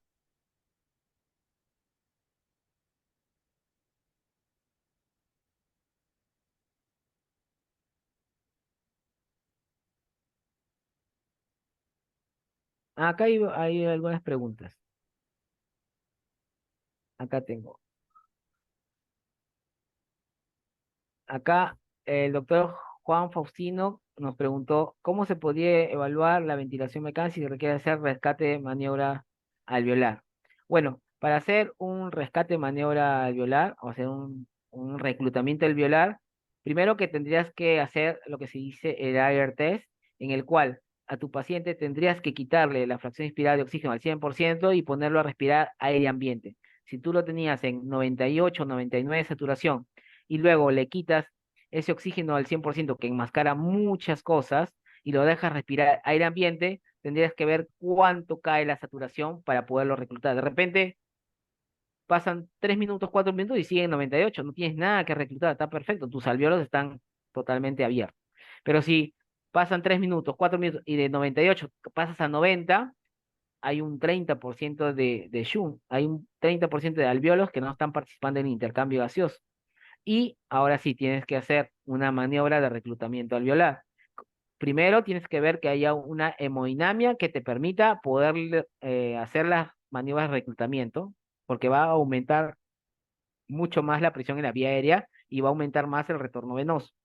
Entonces, hay que ver que tu paciente está optimizado, perfecto, ya. Ahora comienzo a hacer las maniobras de reclutamiento de manera escalonada, de 5 en 5, de 5 en 5, hasta tratar de que esos alvéolos se comienzan a abrir y comienzas a ver cómo la saturación que tenías 90 comienza a 92, 93, 94, 96, 97 y comienzas a reclutar los alvéolos. Así se hace.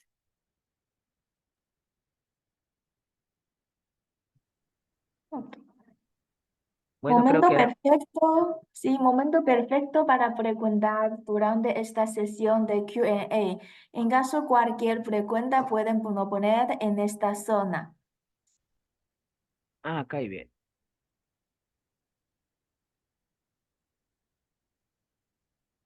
No, parece que estamos bien. Lo que pasa es que igual es pesadito, un poco la fisiología es pesada y aparte que es un poco tarde, la gente está saliendo del trabajo, ya se quiere ir a descansar.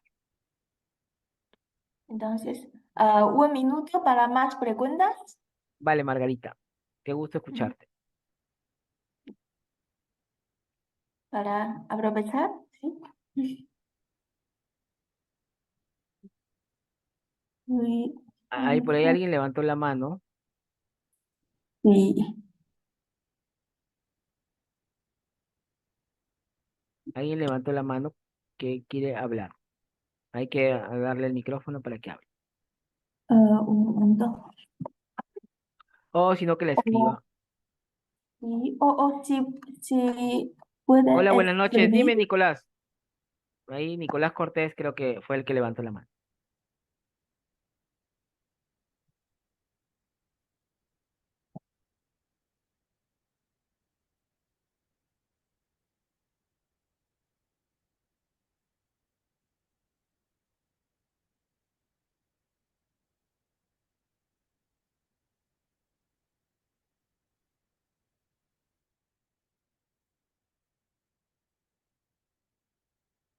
el doctor Nicolás nos pregunta alguna sugerencia que podría dar al respecto al uso de sevoflurano en pacientes gestantes.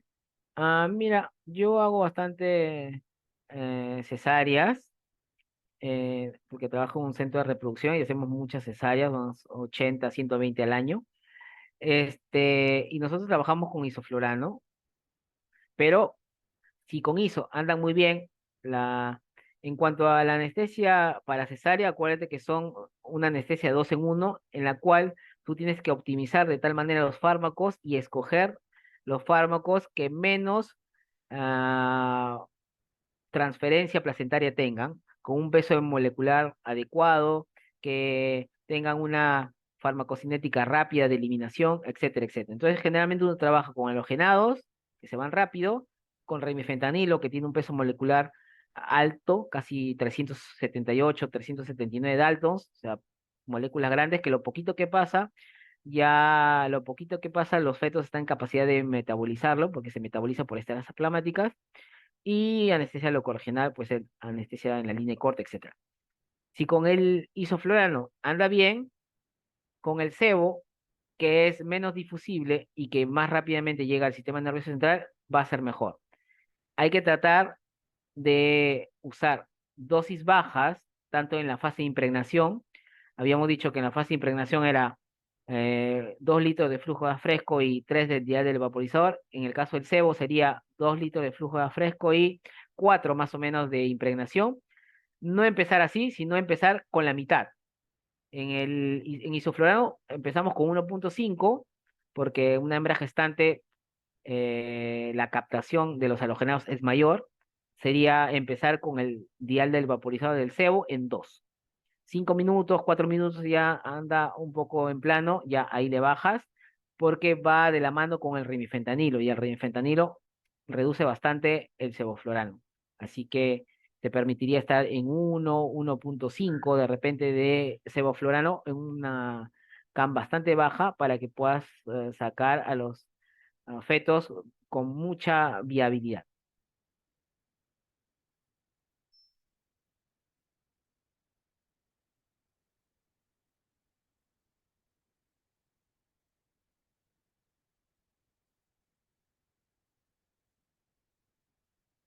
Entonces sería propo, inducción o alfazolona, intubas, volteas, conectas al sebo, mitad de CAM, remifentanilo, lidocaína en la línea de corte y haces tu cesárea. Y rápidamente, a medida que vas extrayendo los productos, ya están moviéndose y llorando y todo. Muy bonito.